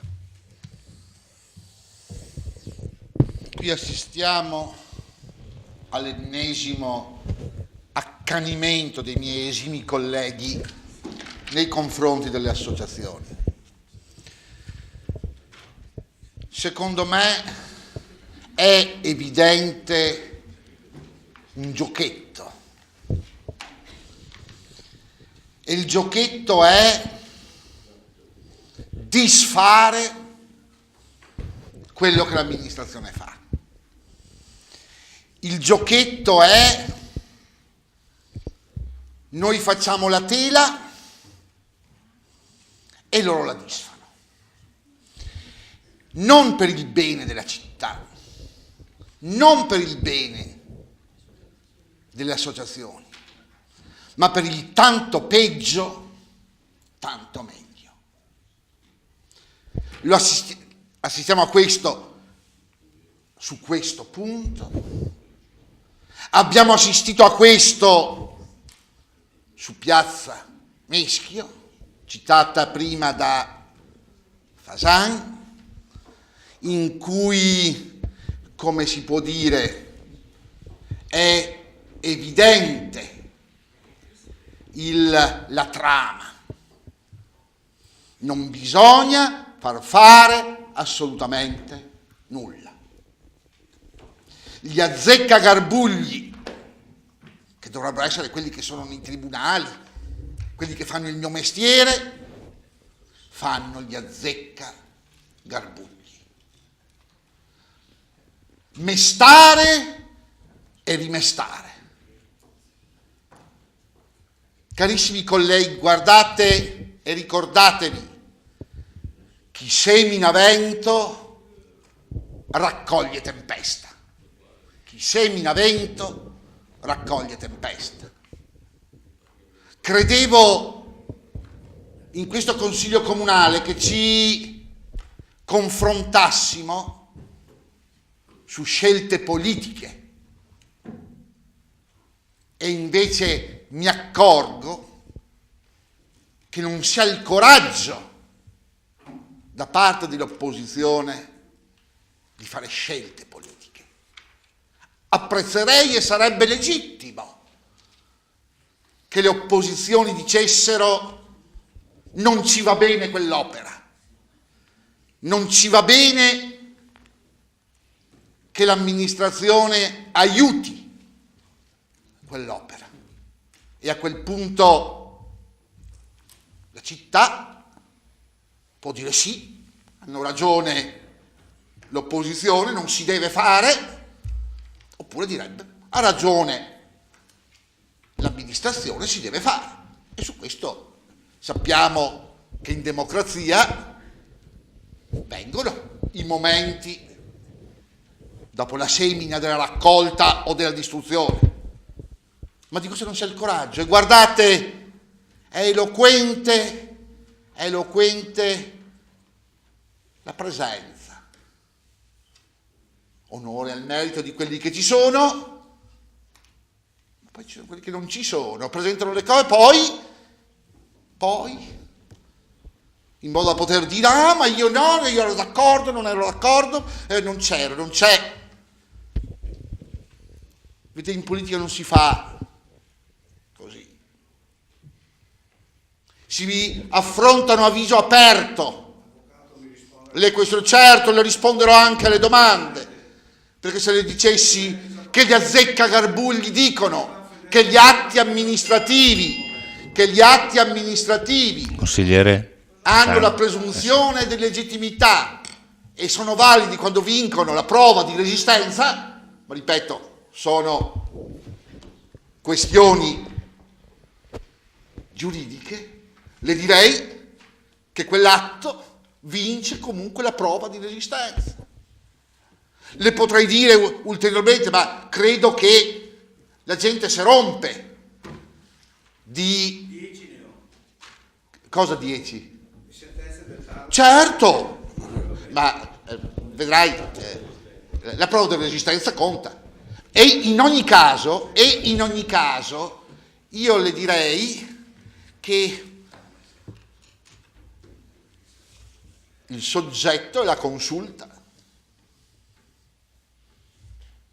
non l'associazione. Quindi il soggetto destinatario dell'eventuale contributo è la consulta.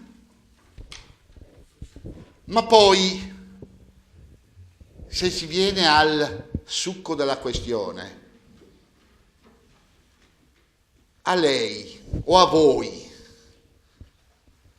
dà fastidio il contributo o come è stato dato il contributo? Perché vedete, la vostra manina non l'ho vista alzata, quindi è evidente qual è la vostra posizione. Tutto è motivato, anche l'amministrazione, anche noi abbiamo motivato. Non penserà mica che voi siete i pensanti e noi i citrulli. Può essere l'arroganza di qualcuno, può essere che noi siamo i citrulli. Le garantisco che non è così.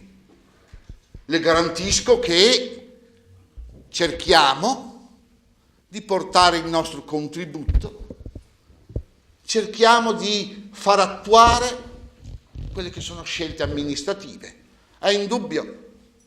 Siete bravi a mettere i bastoni fra le ruote, bravissimi, su questo sicuramente, probabilmente non vi collocherete al 500-600 posto se si facessero un bando, forse risulterebbe il primo. E su questo bravi. Evidentemente la pars destruens è molto più facile rispetto alla pars construens. Ma vedete, il distruggere, il solo distruggere non porta vantaggio alla città. Il solo mettere bastoni fra le ruote e non proporre non è una funzione costruttiva dell'opposizione. Può essere che bruci il fatto che adesso noi siamo tanti e voi siete pochi. Ma pensate che c'è stato un tempo in cui le parti erano invertite. E quindi nel gioco democratico non ci sono le vendette contro i cittadini, Non ci sono. Hanno democraticamente votato. La prossima volta può darsi che non ci siamo noi, per carità, non muore nessuno. Ma perché questo accanimento terapeutico? Perché fare e disfare? Perché poi lei dice, non mi piace evidentemente, la zecca Garbugli, chi è pagato per esprimere di scienza e coscienza un minuto, il suo consigliere. parere, sì, poi finirò dopo, ha in maniera chiara detto che di scienza e coscienza quegli atti sono legittimi. E quindi perché tornare su atti su cui c'è stato già il vaglio degli organi tecnici?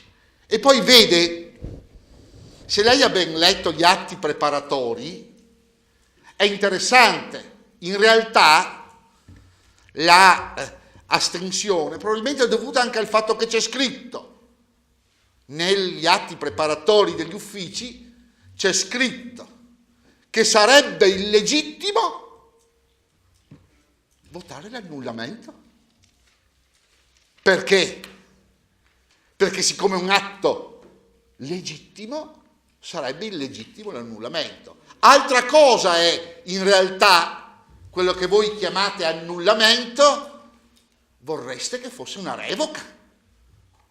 Allora sì, non serviva neanche. Il parere della revoca è lo stesso soggetto, finisco, che ha espresso la sua volontà, ci può ripensare e allora revoca il precedente provvedimento. Tenga presente che se ci fosse stato scritto la volta scorsa da parte dei tecnici che sussistevano profili di illegittimità, nessuno di noi l'avrebbe votato, siamo mica kamikaze. Cosa c'era scritto, se lo ricorda? Nel parere tecnico e giuridico? D'accordo, ma lei capirà che se si ricorda bene sono state fatte anche delle domande. Certamente, questo, evidentemente, questo ciascuno di noi lo sa, evidentemente. Se lei, consigliere Darè, mi vuol dire, guarda che noi passiamo e i tecnici rimangono di amministrazione in amministrazione fino alla quiescenza, scopre l'acqua calda. Questo è il famoso discorso del fatto che non esiste lo spoil system, che probabilmente sarebbe molto meglio. E allora anch'io ne avrei da spogliare. E anche lei la volta precedente. Ma così non è. E quindi questa è la realtà. Finisco e al limite riprendo dopo. Grazie. Il secondo intervento. Allora, io farei così, darei la parola al consigliere Botteon, se siete d'accordo. Finiamo il primo giro, poi ci sono delle risposte. Quindi consigliere... va bene, come volete. Consigliere Botteon, a lei la parola. Un attimo, eccolo qua. Grazie Presidente.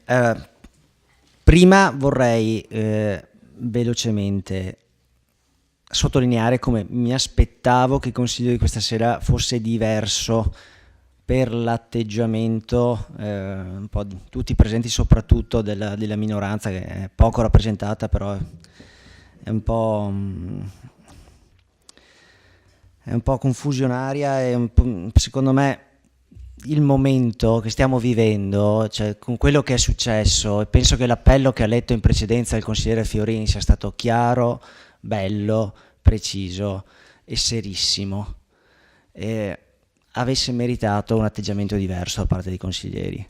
Cioè, le Molotov sono Molotov, la busta coi proiettili, una busta coi proiettili, non stiamo scherzando, e forse il Consiglio Comunale di stasera avrebbe dovuto cercare di seguire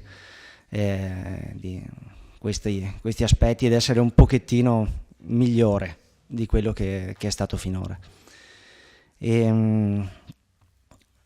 Approfitto di questo ordine del giorno per parlare della Fenderl e un po' che questa interrogazione poteva essere interessante se era più riportata sul piano tecnico, così tirando dentro i parenti si fa sicuramente notizia, si fa cacciara, però non si dà un contributo, perché il soggetto è la consulta dell'Associazionismo Culturale Vittoriese, che ha il suo presidente, che è Vittorino Pianca, e penso che se si contano i soci si arriva a parecchie migliaia di persone, quindi andare a citare alcuni parenti mi sembra fuori luogo. Invece è interessante sicuramente l'aspetto politico che abbiamo già toccato la volta scorsa, che però sicuramente è forte. Allora, già la volta scorsa mi ero detto favorevole al progetto Fenderl e approfitto di questo ordine del giorno per spiegare il motivo. Allora, a Vittorio Veneto esistono spazi per convegni di un certo tipo, per radunare in uno spazio organizzato parecchie centinaia di persone in uno spazio del comune di Vittorio Veneto. È capitato più volte che questo spazio non è esistito e ci sono state più occasioni in cui si è lamentata questa mancanza e vedere così tante persone, così tante associazioni che sottolineano questa mancanza e si muovono e si fanno promotori di un progetto del genere, secondo me è un fatto straordinario che come amministratori del Comune di Vittorio Veneto dobbiamo non far finta di non vedere, dobbiamo sottolineare e anzi appoggiare come abbiamo fatto. E così io sono convinto che in futuro se avremo il Palafender e se avremo uno spazio dove associazioni corali, associazioni storiche, all'AMPI, al CAI, o se un'associazione mi promuove un convegno sulla salute mentale di livello regionale e nazionale, la città ha solo da guadagnare.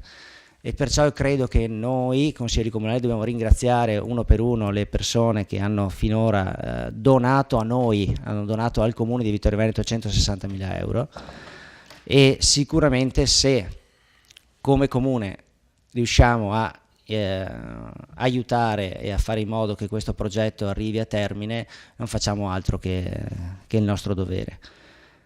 Spero che sia questo l'oggetto del dibattito, che si parli di questo. E poi è giusto sicuramente, l'ho detto anche la volta scorsa, parlare delle forme, quindi è giusto che questo finanziamento venga in una forma legale e senza che ci sia motivi di ricorso, motivi di illegalità, insomma, in quello che facciamo. Però vorrei che di questo si parlasse e lasciamo stare per piacere altri discorsi che purtroppo non fanno bene al nostro dibattito. Grazie consigliere Botteon. Nell'ordine si è prenotato il consigliere Darè, prego. Mi dispiace che sia uscito Primo giro, prego. Mi dispiace che sia uscito il consigliere Carnellos, però vorrei ricordare anche a chi parla che manca la minoranza che il sottoscritto in 13 anni di consiglio comunale sono mancato 3 volte perché è presente il consiglio regionale per il bilancio. È anche una questione di salute, probabilmente, no? E quindi penso che chi vi parla non potete fare queste accuse. Se qualcuno manca avrà le sue motivazioni, ma anche voi siete mancati qualche volta. Solo che se manca l'opposizione vi accorgete, perché siamo in 5 e quindi probabilmente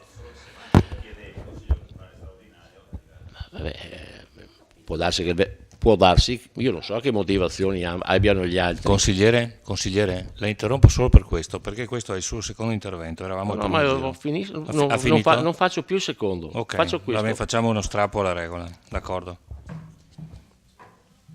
Consigliere, prego, ha terminato. No. Vedo che si agita Ma lei interloquisca parlo con lei o parli con perfetto. me? Allora parlo per la seconda volta e non parlo poi. Va bene. Volevo solo dire che questo finanziamento che viene dato all'associazione è un'associazione che poi lo gestisce lei quello spazio. Lei e solo lei. Tanto per essere chiari, si parla sempre, l'area Fender è un'area che, non mi dite che non ci sono spazi all'interno del comune di Vittorio Veneto, che serve assolutamente quella cosa, serve in maniera specifica a quell'associazione ed è specifica. Quindi noi non siamo d'accordo su questo, perché farlo lì? Perché farlo lì? Quell'intervento? Non è bella così l'area Fender. Bisogna fare ancora qualcosa. Facciamo un capannone? No, lo facciamo. Poi non venite a dire le brutture, le costruzioni. Se vanno bene a voi, vanno bene, se no non vanno bene. Pazienza, non è quello il problema. Però voglio dire soltanto che non è possibile che si diano i finanziamenti in maniera diretta e poi quell'associazione diventa il padrone assoluto dell'area. Padrone assoluto dell'area. È su questo principio che io non sono d'accordo. È per questo che non sono d'accordo. E il mio voto contrario lo esprimo, l'ho detto l'altra volta e lo dico anche adesso, anche nella forma con cui è stato portato avanti. Ho chiuso, Presidente. Grazie. Consigliere De Bastiani, prego.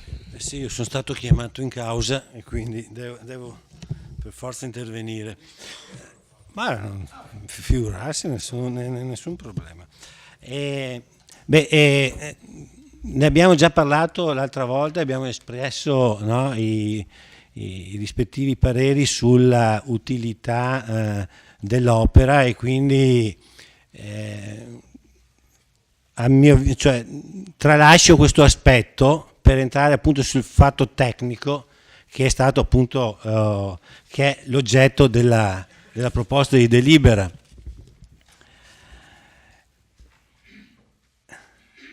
Mi sono informato, mio fratello che partecipa alla consulta in quanto rappresentante di un'associazione, non fa parte del direttivo della consulta, quindi è uno dei tanti soci della consulta.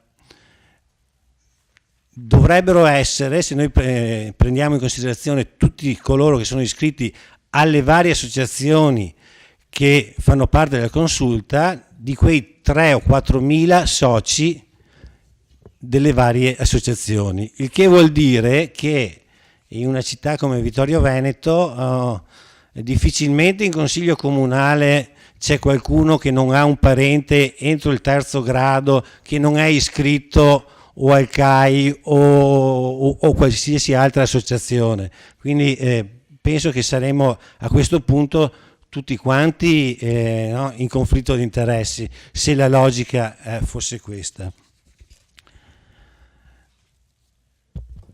Però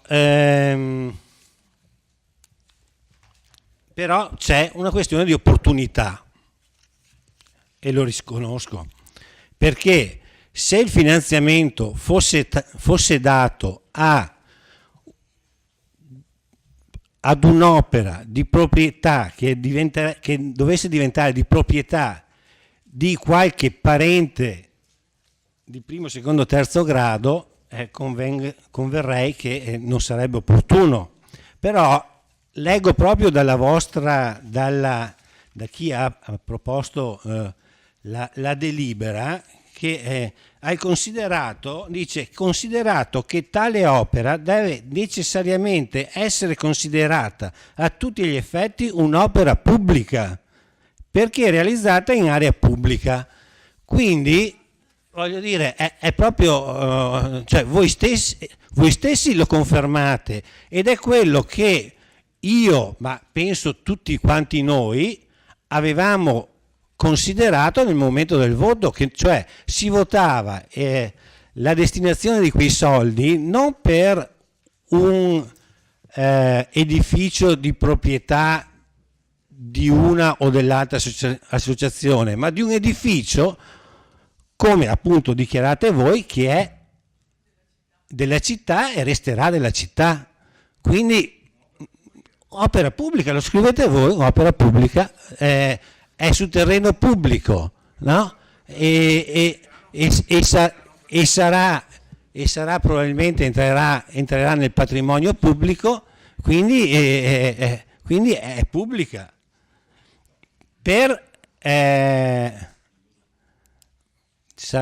Comunque voglio dire, non è che il CDA e il presidente dell'associazione lascerà in eredità ai suoi parenti, no, il palafender. Il palafender resterà della città, e resterà della città. Convengo che sarà da discutere assieme la convenzione sulla quale ognuno potrà portare il proprio contributo, una convenzione che al momento mi sembra non esista.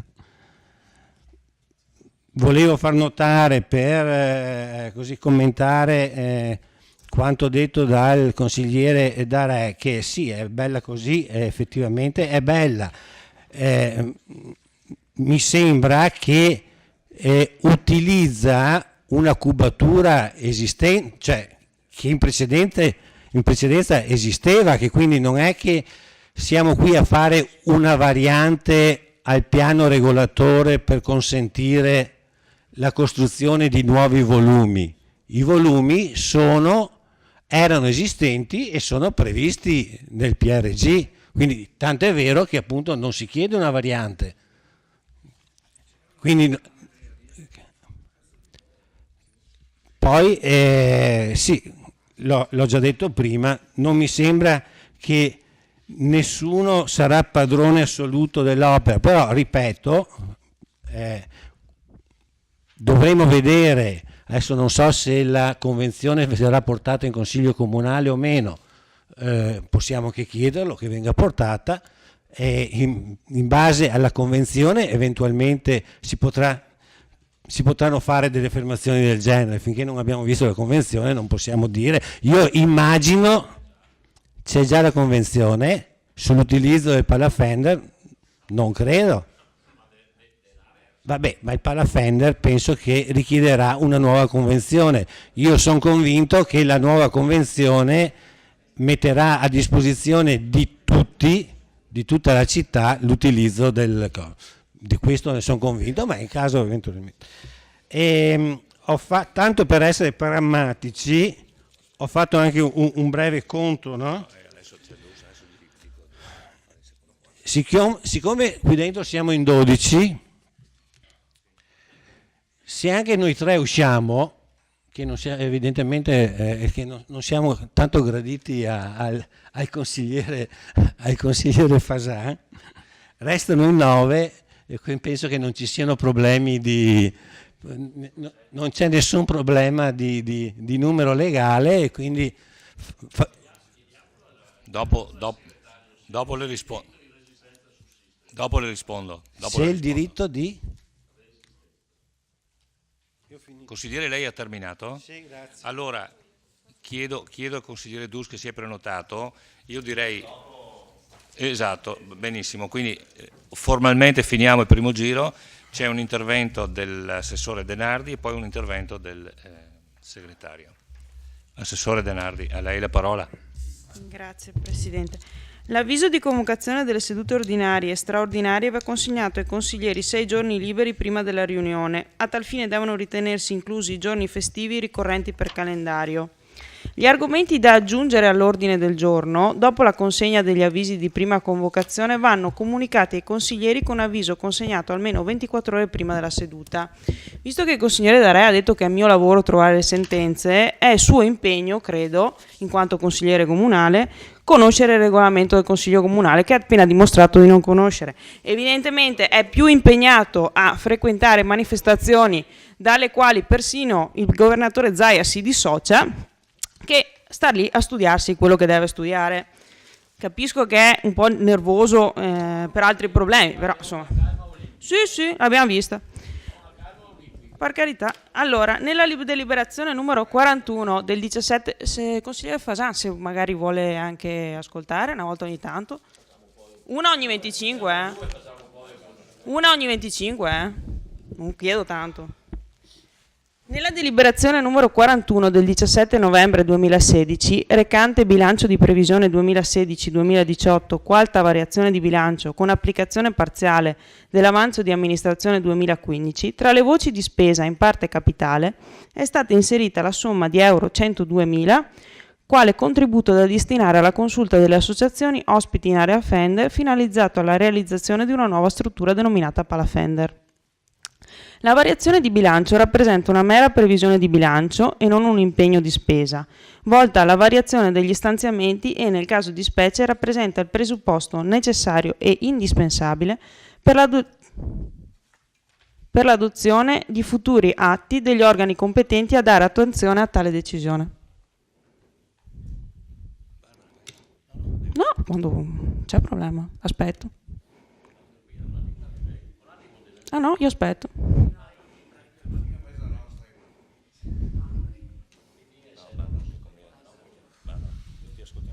No, aspetto quando hanno finito.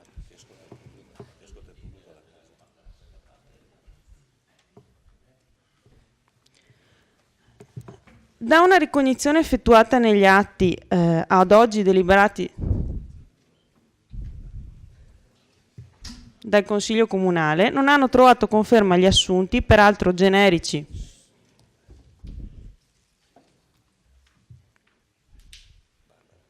No, adesso va avanti così. Guardi, io non usurpo titoli che non mi appartengono. Peraltro generici e senza indicazione dei relativi provvedimenti, per cui il Consiglio Comunale ebbe modo di esprimersi chiaramente e formalmente circa il fatto che nessun contributo pubblico fosse previsto per la futura realizzazione e la ridetta valutazione, condizione di non finanziabilità dell'opera, da parte del Consiglio ebbe a costituire un evidente e sostanziale presupposto vincolante all'approvazione di tale variante urbanistica.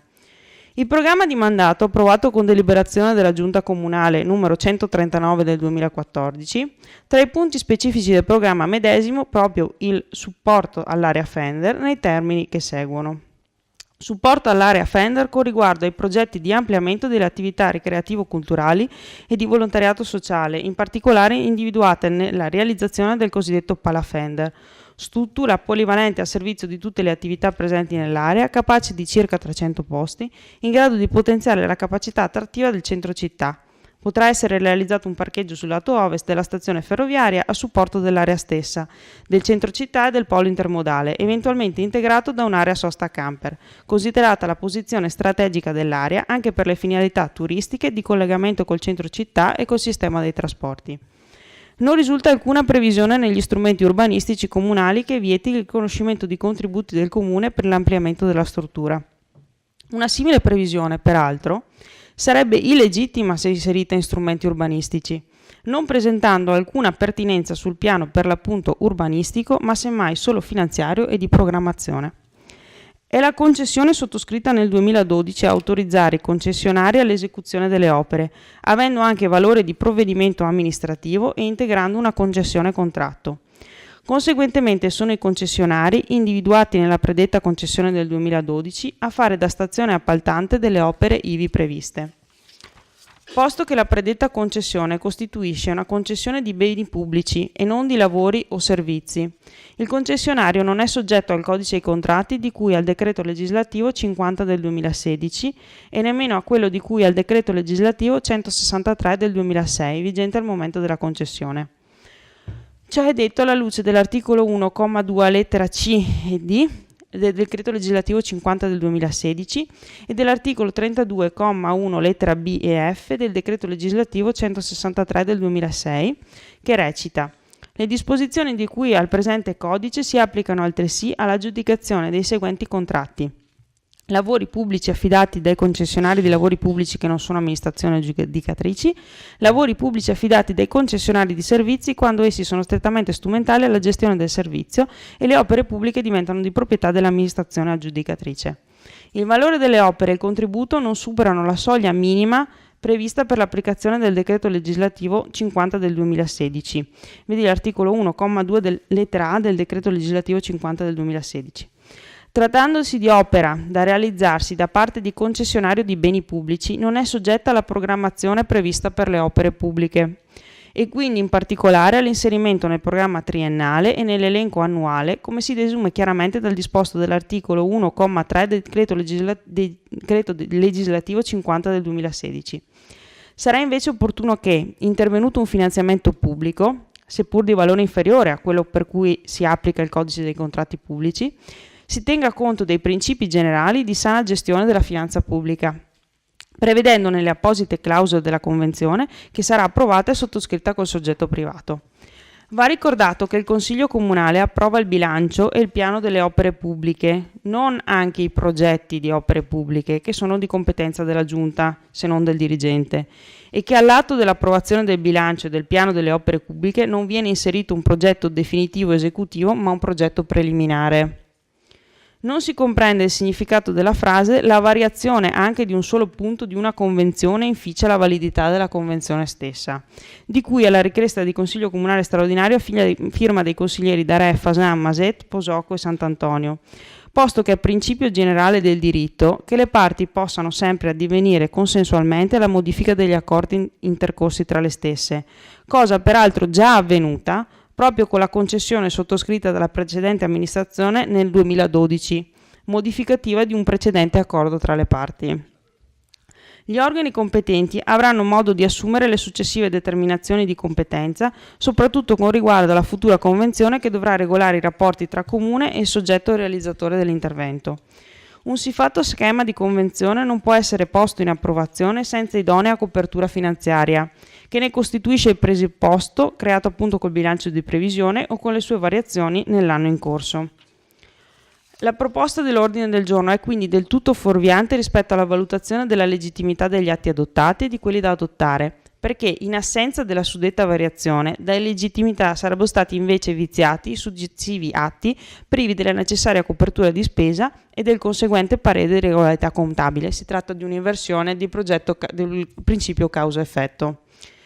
Alla luce di quanto argomentato, è da ritenere che non sussistano i profili di illegittimità della votazione del punto numero 3 dell'ordine del giorno del 17 novembre 2016, quarta variazione di bilancio, lamentati con la richiesta di Consiglio Comunale straordinario a firma dei consiglieri Darè, Fasan, Maset, Posocco e Sant'Antonio.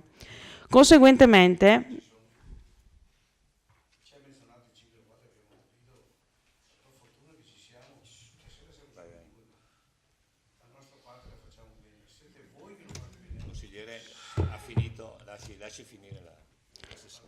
direi che ci sono quelli di peso. Conseguentemente, alla luce delle palesi pretestuosità, illogicità e inconsistenza dei rilievi formulati in seno alla richiesta di Consiglio Comunale straordinario a firma dei consiglieri Darè, Fasan, Maset, Posocco e Sant'Antonio, la Giunta invita il Consiglio Comunale a esprimersi negativamente in ordine alla proposta di annullamento del punto numero 3 dell'ordine del giorno del 17 novembre 2016, quarta variazione di bilancio. Grazie. Assessore De Nardi. Prende la parola il dottor Spessotto, prego. Oggi mi è stato sollevato il problema, come lei è ora in Consiglio, in merito a un possibile conflitto di interessi del Presidente del Consiglio Silvano Tocquet, in quanto Presidente dell'Associazione Astrofili Vittorio Veneto, facente parte della consulta dell'Associazionismo Culturale Vittoriese, in occasione della votazione del Consiglio Comunale 17/11/2016. Stante la necessità prospettata di una risposta immediata, non potrò esprimere un parere articolato e approfondito per i tempi stretti a disposizione. In ogni caso mi sono preso alcuni appunti e ritengo di poter formulare le seguenti considerazioni, sia per il Presidente del Consiglio, ma penso possano valere anche per gli altri amministratori. Ai sensi dell'articolo 78, comma secondo, del decreto legislativo 18 agosto 2000, numero 267, che recita: gli amministratori di cui all'articolo 77,2 devono astenersi dal prendere atto della discussione e la votazione di delibere riguardanti interessi propri o di loro parenti o affini sino al quarto grado. L'obbligo di astensione non si applica ai provvedimenti normativi o di carattere generale, quali i piani urbanistici, se non nei casi in cui sussista una correlazione immediata e diretta tra il contenuto della deliberazione e specifici interessi dell'amministratore o di parenti o affini fino al quarto grado. Si osserva preliminarmente che la variazione di bilancio possa rientrare tra gli atti di carattere generale per i quali l'obbligo di astensione sussiste qualora si abbia una correlazione immediata e diretta tra il contenuto delle deliberazioni e gli specifici interessi dell'amministratore. Pronunciamento della Regione Friuli Venezia Giulia, parere espresso dai Servizi Affari Istituzionali eccetera del 9/11/2009. Inoltre si fa presente che l'obbligo di astensione si ravvisa quando il consigliere è portatore di interessi divergenti, contrapposti rispetto a quello generale affidato alla cura dell'organo politico di cui fa parte, ovvero quando sussiste uno specifico interesse privato direttamente derivante dall'assunzione del provvedimento che il consigliere ha favorevolmente votato, anche se il suo voto non ha rappresentato magari un apprezzabile contributo alla votazione. Il Presidente del Consiglio ricopre la carica di Presidente dell'Associazione Astrofili. Oggi ho chiesto delle informazioni e mi sono procurato dei documenti. Aderente alla consulta, quindi c'è un'adesione alla consulta dell'associazionismo che ha promosso la realizzazione del Palafender richiedendo a tal fine il contributo comunale.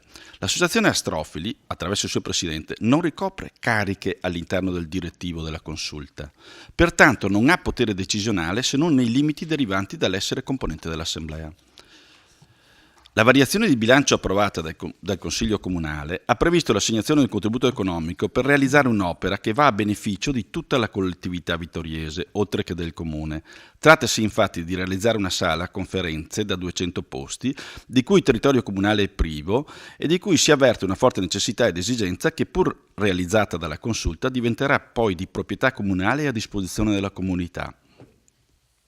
Nel caso specifico, il Presidente del Consiglio si è espresso su un provvedimento che non ha ricadute dirette e immediate favorevoli sull'associazione Astrofili da lui presieduta, bensì su un provvedimento che va a vantaggio della collettività intera, che potrà fruire dell'immobile che diventerà di proprietà comunale.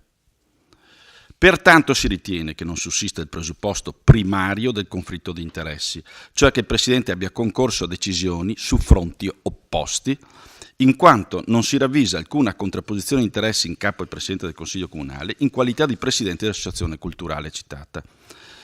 Trattasi infatti di un'opera che si vuole fare insieme, Comune e Consulta, per la presenza di un interesse convergente a realizzarla nell'interesse della comunità. Manca inoltre, a mio sommesso avviso, il presupposto che l'amministratore comunale si trovi in entrambe le parti negli organi decisionali, in quanto il Presidente Tocquet non risulta far parte del Consiglio direttivo della Consulta delle associazioni culturali del Vittoriese. Infine, non appare esserci, nella fattispecie, un interesse diretto e immediato tra il contenuto della deliberazione e l'interesse delle associazioni astrofili. In conclusione, a parere dello scrivente, non si ritiene sussistano nel caso in esame profili di legittimità che possono inficiare il voto espresso sul provvedimento di variazione del bilancio. Nel merito dell'opportunità delle scelte del Presidente Tocquet e della sua partecipazione alla discussione e al voto, non si ritiene di potersi o doversi esprimere. Ciò vale anche per la partecipazione del Presidente del Consiglio Comunale alla discussione e al voto della proposta di ordine del giorno presentata dalla Lega Nord, iscritta al punto dell'ordine del giorno di oggi che stiamo trattando in questo momento. In merito cito un pronunciamento della Corte dei Conti Regione Molise, sezione giurisdizionale 7 marzo 2005, numero 10. Nell'ipotesi di erogazione di contributi ad associazione il cui presidente sia coniuge del sindaco, questi non è obbligato all'astensione in considerazione del fatto che la contribuzione viene concessa essendo finalizzata non alla soddisfazione di interessi personali, ma al conseguimento di finalità di interesse pubblico.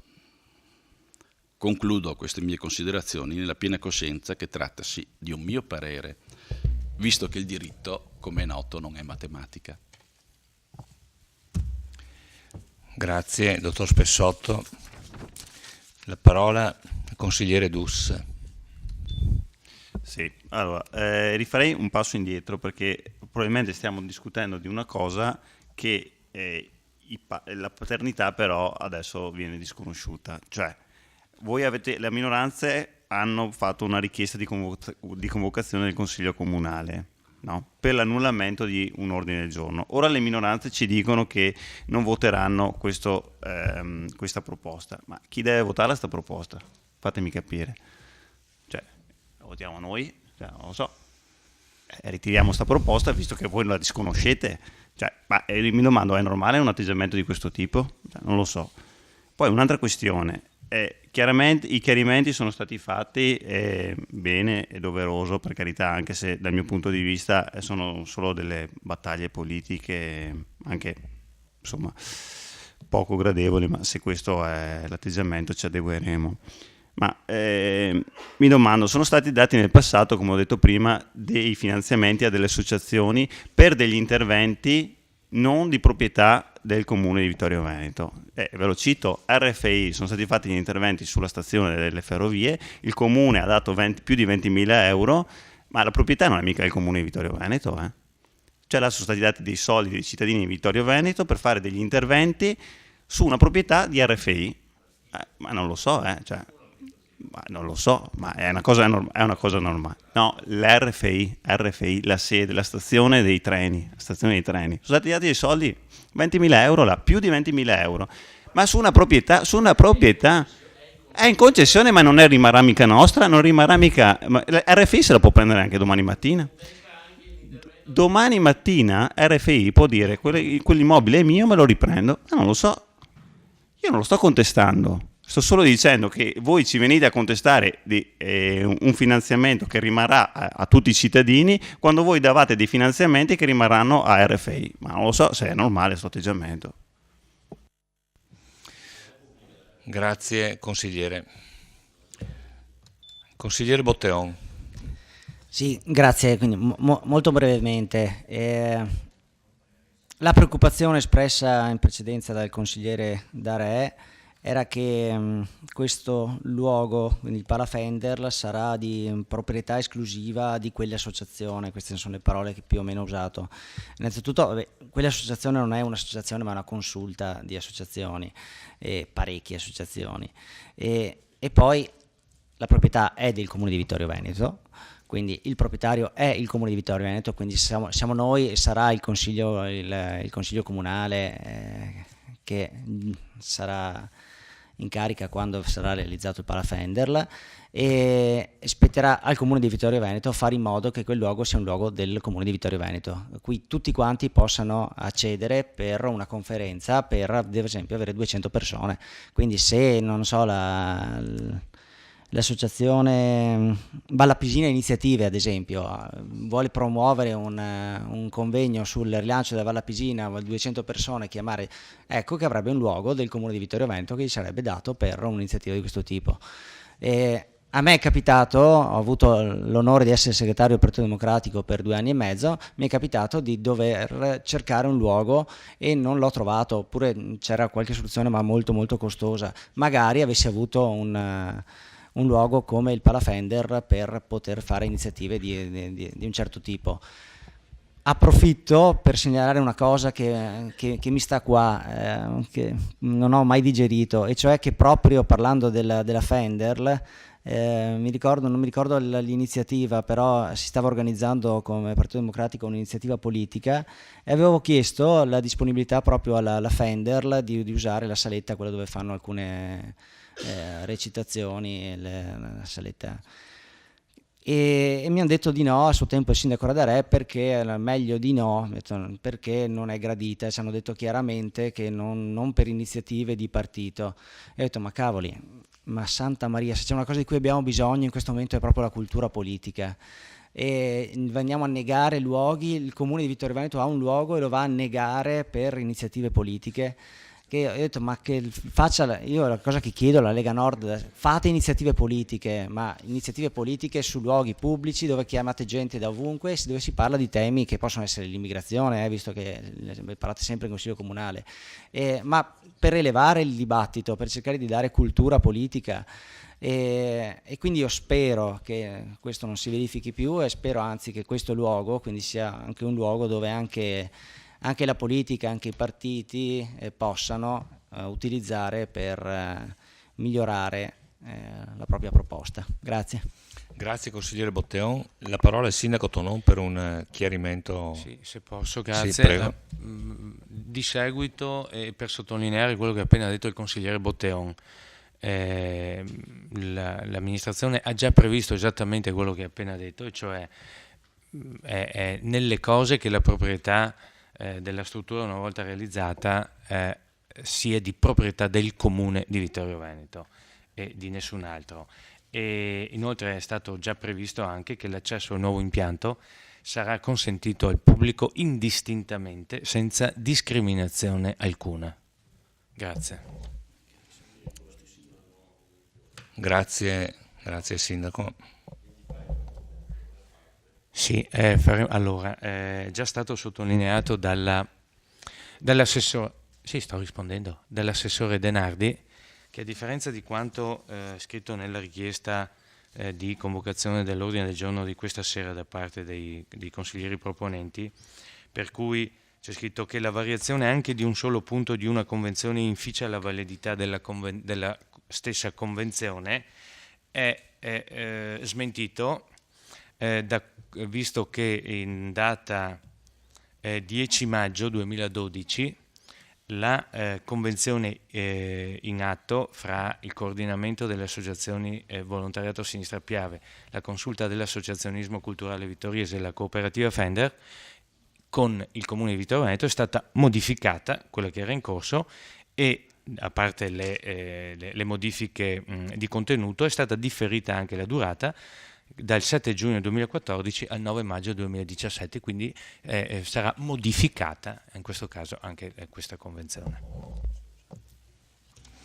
Grazie signor Sindaco. Dottor Spessotto, a lei la parola, prego. Volevo solo rispondere che mi è perso di capire che ci fosse l'opportunità di chiarire.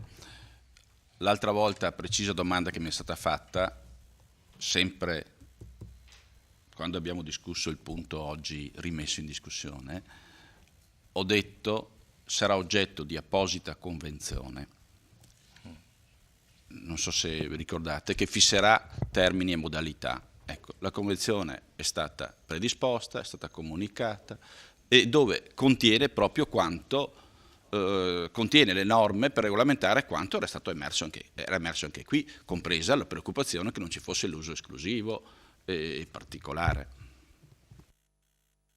Grazie. La parola al consigliere Fasan. Sono tanti e tali gli argomenti che sicuramente non riuscirò a fare un discorso completo, ma darò appunti. Allora, delibera 28/2014, questo è in riferimento alla lettera che mi è arrivata.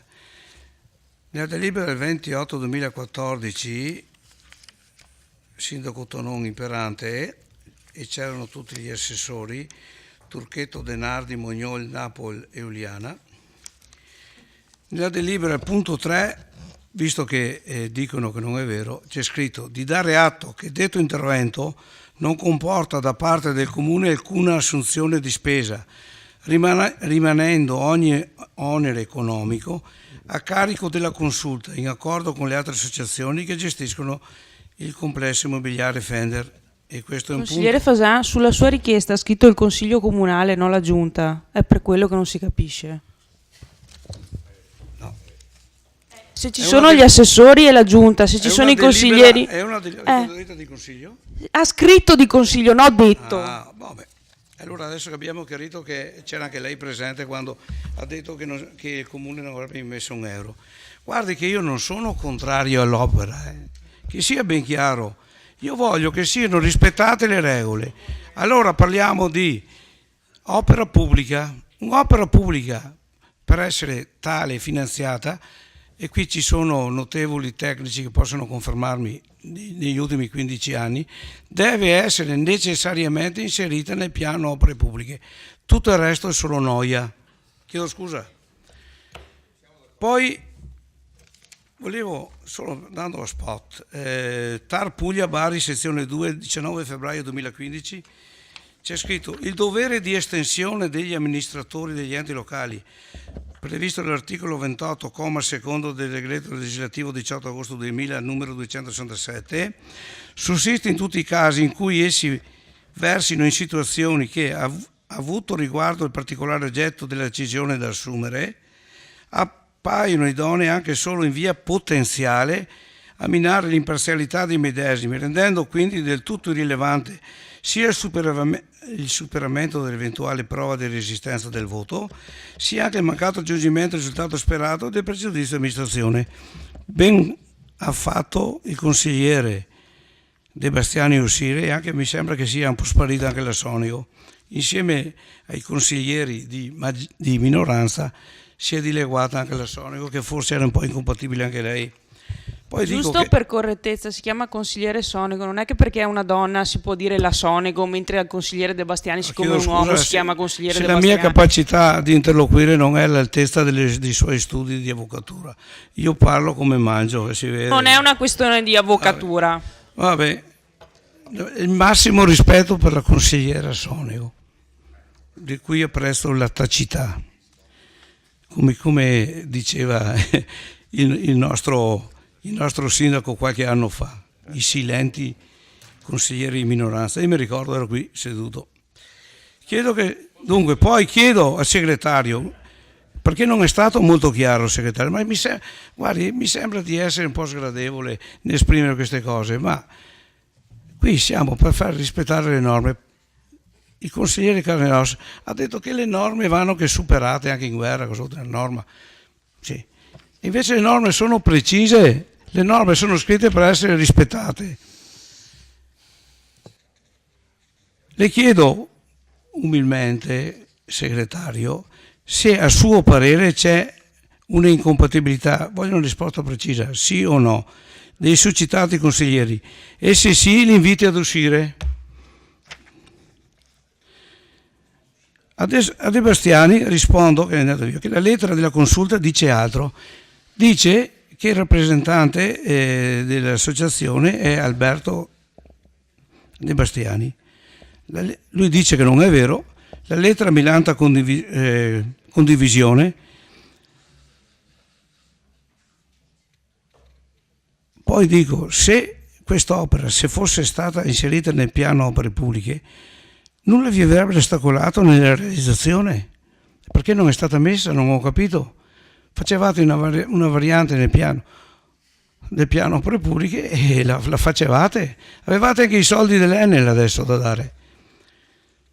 Poi dice il segretario che non ha potuto prepararsi, però è stato ben vigile a dire che la variazione non è di carattere generale, e io rispondo invece che è puntuale, perché qui si parla di 102.000 euro inserita in una variazione, però si parla puntualmente. Poi dice anche che il presidente Tocquet non ha particolari benefici, io dico forse perché il presidente è responsabile anche del bilancio della sua associazione, e se la sua associazione fa debiti deve rispondere in solido. Posso sbagliare? Adus che dice sempre, non si capisce, Fasan vuole il consiglio comunale straordinario, poi non vota. Ma lo faccio perché rimediate voi i vostri errori. Lo capisci o no questo? Vi do il piacere di rimediare gli errori. La ringrazio. Grazie. Se non capite, e poi volevo dirvi una cosa, cercate di rimediare entro il 16 gennaio, perché il 16 gennaio scadono i termini per presentare qualcosa in Procura della Repubblica, vediamo chi ha ragione. Mi dispiace. Consigliere, allora adesso darò la parola. Il 16 gennaio scade i termini. Per presentare qualcosa alla Procura della Repubblica, tra virgolette cito. Esatto, ma che paura avete? Corsi al TAR adesso li fa in procura. Va la procura, sì, perché questa è la Procura della Repubblica. Allora, Perché questo qui... non fuori microfono. Allora, adesso sto per dare la parola al consigliere Carnelos, Cercate di prendere che ha... la minoranza, avete sbagliato. Consigliere Fasan, la prego. Buon, grazie. Sto per dare la parola al consigliere Carnelos. Volevo però ricordare una cosa, che un conto è opera pubblica. Va a qualche altra manifestazione più importante del Consiglio Comunale di Vittorio, evidentemente. Barbara, per piacere. Consigliere D'Are, no, vorrei... Ho una calma serafica più della sua. Allora, volevo soltanto chiarire, consigliere D'Are, un fatto che diciamo che riguarda anche voi, ma in senso positivo, e cioè che opera pubblica e opera di uso pubblico sono cose diverse. E l'associazione Astrofili che io rappresento ha costruito nel corso degli ultimi 30 anni, ha costruito un osservatorio astronomico che è uno dei più grandi della regione Veneto. Bravo, è proprio questo il discorso, su area privata di uso pubblico. Abbiamo una convenzione col Comune di Vittorio Veneto, una convenzione col Comune di Fregona, una convenzione con la provincia di Treviso. Abbiamo avuto un piccolo finanziamento ma significativo dal Comune di Vittorio Veneto, dalla provincia di Treviso, e quindi l'opera è di totale uso pubblico, però è privata. Tanto per chiarire che cosa significa di uso pubblico e opera pubblica.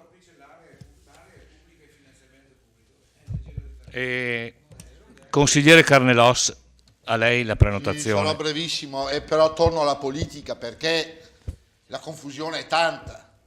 La minoranza non c'è e finalmente è venuto fuori, sì, la minoranza totale, chiaro, chi c'è, siete in due e guarda caso due con due opinioni diverse, perché è questo che mi crea confusione, non noia, ma confusione. Onore al merito, è evidente, l'avete espresso in maniera chiara e lapalissiana. Fasan sarebbe favorevole all'opera fatta, a tutte le altre remore di carattere giuridico. Il consigliere D'Arezzo invece non bisogna farla.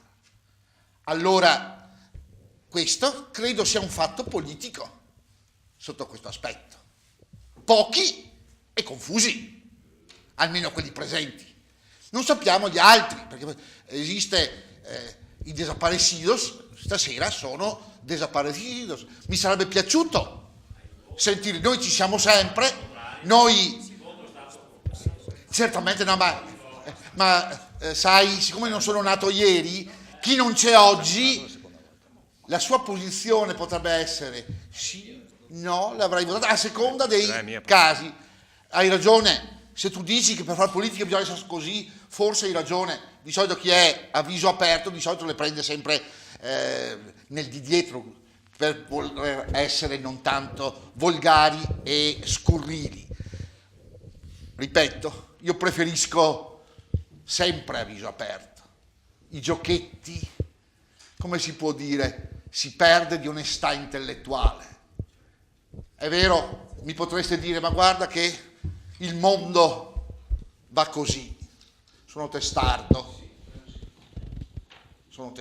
e testardissimo e voglio assolutamente pensare che dietro questi banchi, che dovrebbero essere i rappresentanti del popolo, ci fossero sempre persone che non hanno paura delle proprie idee, non hanno paura delle proprie opinioni, ripeto, voi l'avete detto, è da rimanere straniti, però è uno in un modo e uno nell'altro. Dopo, per carità, voi capite anche che sotto questo punto di vista provate a immaginare una corazzata di maggioranza come siamo noi e qui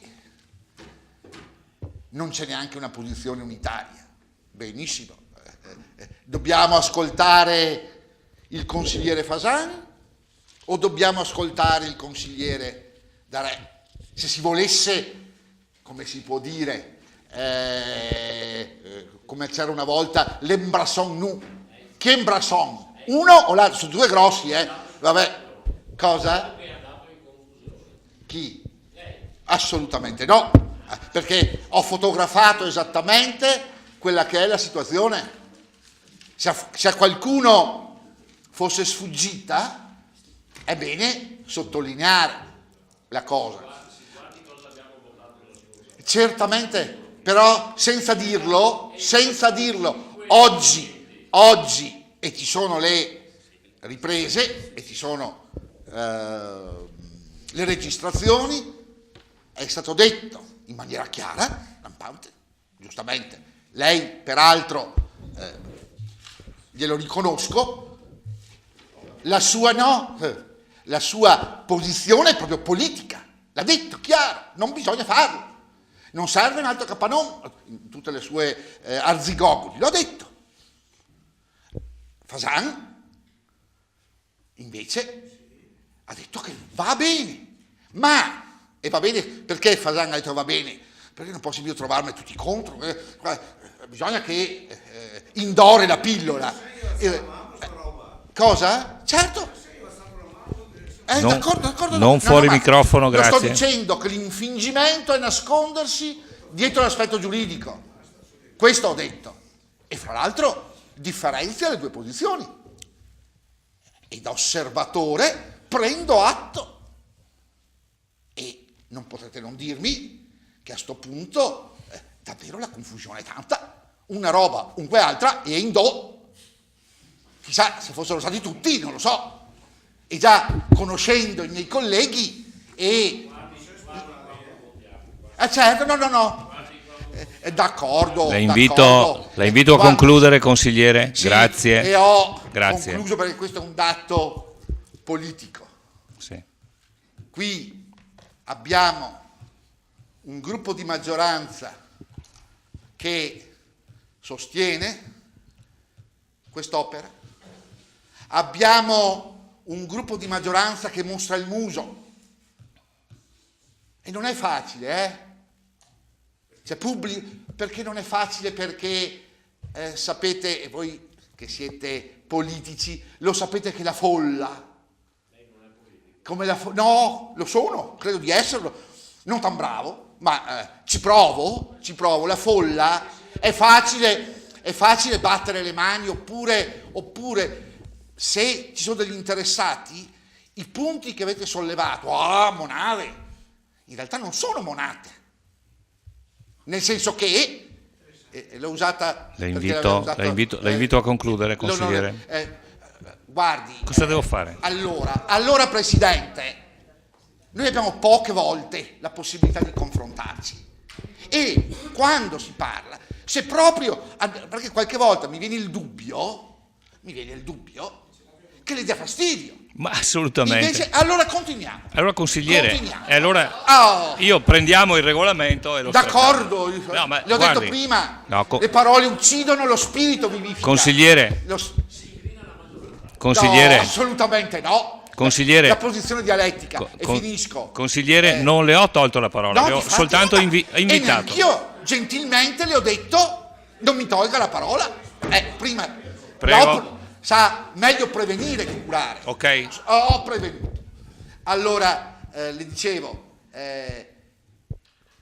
la maggioranza è d'accordo, la maggioranza mostra il muso su questo aspetto, va a testa alta e, come si può dire, consapevole che non sta facendo gli interessi di Tizio, di Caio, di Sempronio, sta facendo o pensa di fare, in questa scelta che può essere opinabile, il bene della città. E gradirei che su questo ci fosse riconosciuta onestà intellettuale. Chiaro, dal punto di vista politico voi potete dire è sbagliata, è legittimo, ma di scienza e coscienza, e le nostre mani alzate lo dimostrano, siamo convinti che sia una scelta buona per la città. E ho finito, Presidente. Grazie consigliere. C'è il consigliere Costa che mi ha chiesto, vedo che sono finiti gli interventi, quindi l'assessore Costa, chiedo scusa, e anche il sindaco mi chiedono la parola. Prego, consigliere. Sì, grazie. Grazie, buonasera. Sì, ho assistito alla disputa sulle vari argomenti, vari aspetti che toccavano questo argomento, l'argomento del Palafender.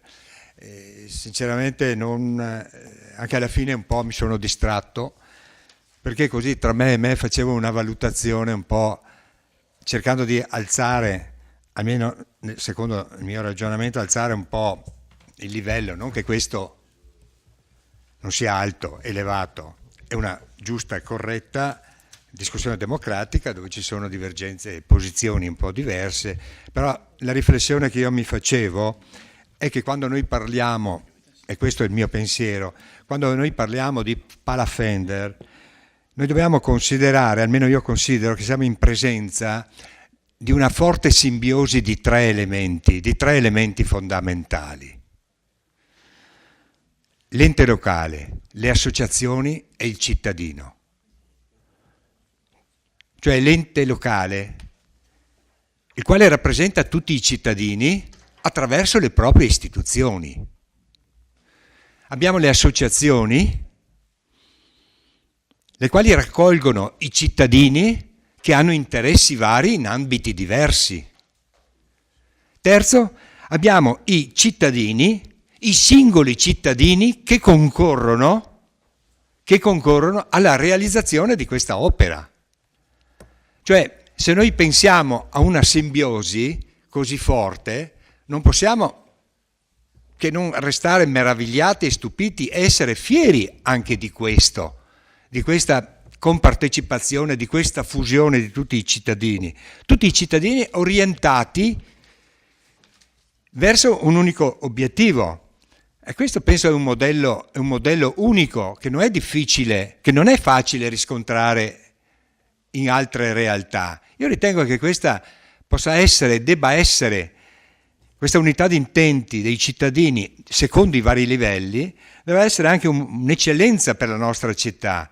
E penso anche che possa esserci invidiata e che possa essere anche un modello da esportare. Ora, ecco, la mia conclusione è questa. Indubbiamente possiamo avere qualche idea diversa, però io mi auguro che tutti i cittadini, in quanto rappresentati nelle associazioni, in quanto rappresentati nelle istituzioni, in quanto titolari essi medesimi di una volontà di partecipare anche economicamente alla costruzione di questa struttura, possano alla fine poter realizzare quello che è la loro aspirazione. Grazie. Grazie Assessore Costa. Sindaco Tonon. Sì, grazie Presidente. Niente, era per due annotazioni, perché sono due elementi rilevanti ai fini della decisione. Una è la necessità, la volontà di evidenziare che la raccolta fondi che è stata promossa dalla consulta ha avuto una partecipazione, un risultato di gran lunga superiore a quelle che erano le aspettative, il che consente di anticipare quelle che erano le tempistiche previste per la realizzazione della struttura rispetto a quanto era stato originariamente previsto. E in secondo luogo che si considera opportuno contribuire al finanziamento di questa struttura al fine di accelerarne la realizzazione, sia in ragione del pubblico interesse che la struttura stessa ha e dello straordinario percorso partecipativo che è stato messo in atto e attuato al fine di realizzarla, sia poi in ragione delle necessità dell'ente e della comunità vittoriese tutta di disporre di una struttura che sia adeguata per le celebrazioni del centenario della fine della Grande Guerra previste per il 2018. In questo senso si è espressa l'amministrazione e chiede analogo atteggiamento al Consiglio. Grazie. Grazie signor Sindaco. Vedo un ultimo intervento del consigliere Bassetto. Prego. Molto breve. Noi ci siamo già espressi la volta scorsa dal punto di vista politico, il consigliere Carnelos prima dal punto di vista politico ha spiegato secondo me molto bene. Ci viene chiesto di votare una delibera che andrebbe ad annullare la precedente. Tuttavia io quando guardo una delibera guardo anche appunto gli atti preparatori e una cosa che ho visto subito è che quella della volta scorsa aveva un parere favorevole di regolarità tecnica e di regolarità contabile. Quella di oggi non ha, o meglio, ha il parere, ma non è un parere favorevole né di regolarità tecnica né di regolarità contabile. E quindi Dus prima diceva e chi la vota la delibera dobbiamo votarla noi. Io personalmente di votare una delibera che non ha un parere favorevole, sinceramente non me la sento. Ha terminato, consigliere, grazie. Allora, non ci sono più altri interventi, quindi se non ci sono dichiarazioni di voto, io metto ai voti. Allora, consigliere Fasan. Togliendo qualsiasi preoccupazione al consigliere Dus, non mi asterrò, ma andrò via. Così se la voterà a favore, se la voterà, io speravo che si la vedessero e votassero, no? Io anzi, va bene, no, è dichiarazione di voto, non mi dilungo. Uscirò e non parteciperò a questa votazione. Sono deluso. Grazie consigliere. Consigliere Dus, sì, prego. A questo punto, dato che chi l'ha presentata la disconosce, sicuramente non saremo noi ad avallarla e questa proposta non la riconosciamo assolutamente, quindi ci usciamo anche noi dall'aula.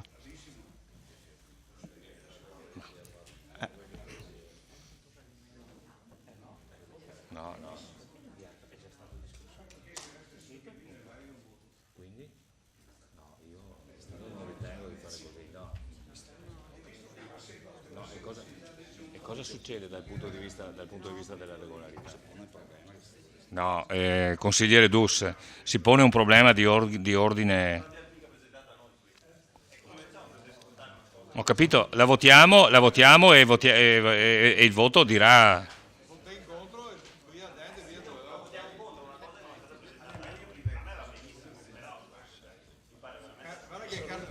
Consigliere, un minuto di sospensione.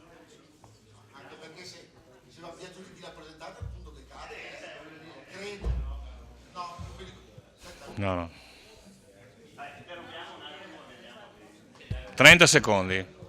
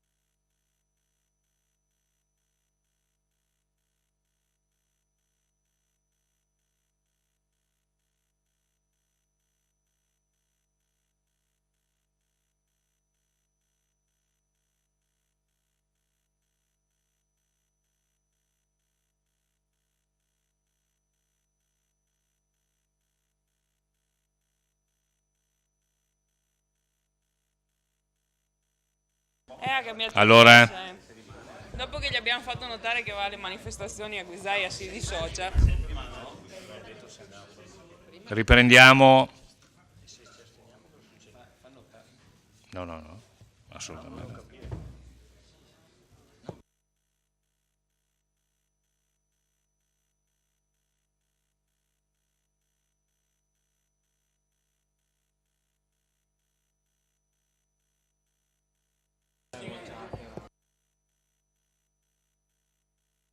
Allora, invito i consiglieri a prendere il loro posto.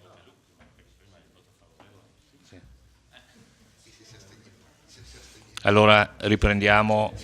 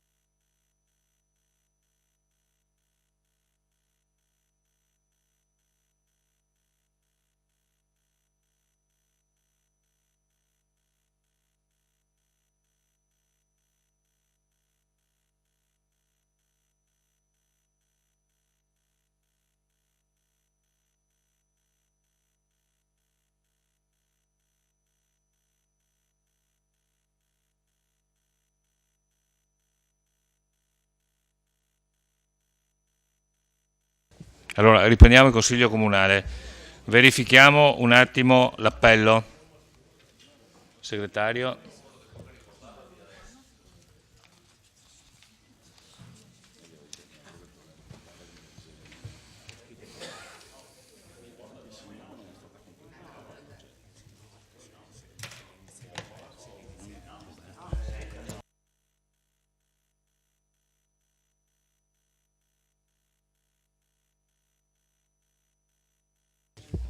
Facciamo Rifacciamo l'appello, la parola al segretario, prego. E volevo anche dire una cosa, non per prendere le difese dei 3 consiglieri assenti giustificati, ma alcuni di loro avevano impegni di lavoro seri e anche situazioni familiari non felici, ecco, quindi. Bassetto, Botteon, Carnelos, Darè, Darcier, De Bastiani, De Valier, Dus, Fasan, Fiorin, Maset, Posocco, Sant'Antonio, Saracino, Sonego, Tocchet, presente. Tonon. 10 consiglieri presenti. Gli scrutatori, Dus, Darcier, Darè. No, non puoi rifiutarti. Non puoi. Sì, dai. Se no esce. No. Dus, Darcier e Darè. Ok. Allora. Metto in votazione la richiesta di convocazione del Consiglio Comunale straordinario dei gruppi consigliari Lega Nord, Toni Darè, Sindaco, eccetera. Punto numero 4 all'ordine del giorno. Allora, metto in votazione, allora leggo l'oggetto della delibera. Delibera che il Consiglio Comunale, reso palese un parere di legittimità nella votazione del punto numero 3 del Consiglio Comunale del 17/11/2016, si esprime per l'annullamento del punto numero 3 dell'ordine del giorno, quarta variazione di bilancio. Favorevoli? Presidente, può leggere ci sono i pareri negativi però in questa delibera? Pareri di regolarità tecnica e contabile? Sì. Leggo tutto? Allora, pareri, sì. Premesso... devo leggere tutto perché... allora, pareri di regolarità tecnica in ordine al TUEL. Premesso che sulla proposta di variazione ad oggetto bilancio di previsione 2016-2018, quarta variazione, con applicazione parziale dell'avanzo di amministrazione, approvata dal Consiglio Comunale nella seduta del 17 novembre, la scrivente ha espresso ai sensi dell'articolo 49 del testo unico enti locali i seguenti pareri obbligatori.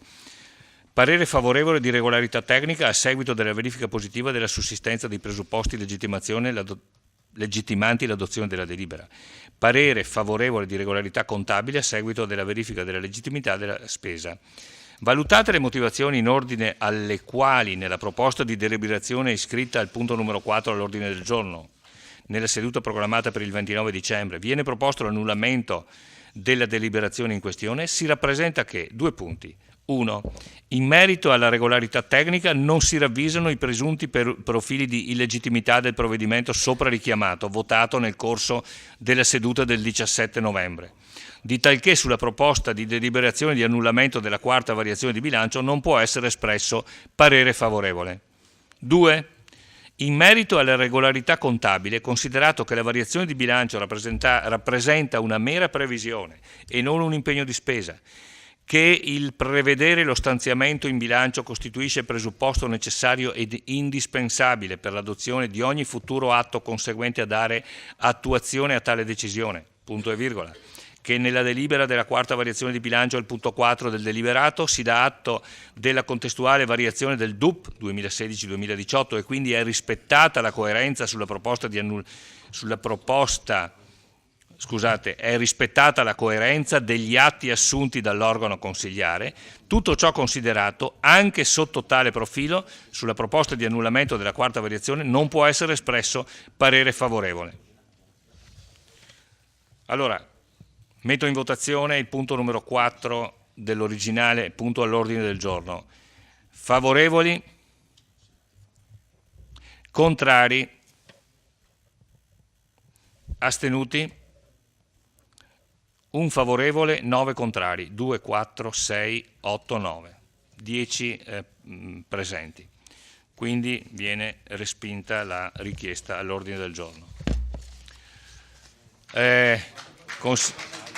Consigliere Darè, volevo invitarla al di là del dibattito politico. Noi ci fermiamo per un breve momento conviviale e quindi saluto il pubblico e saluto anche il pubblico che ci ha seguiti da casa. Grazie e buonanotte.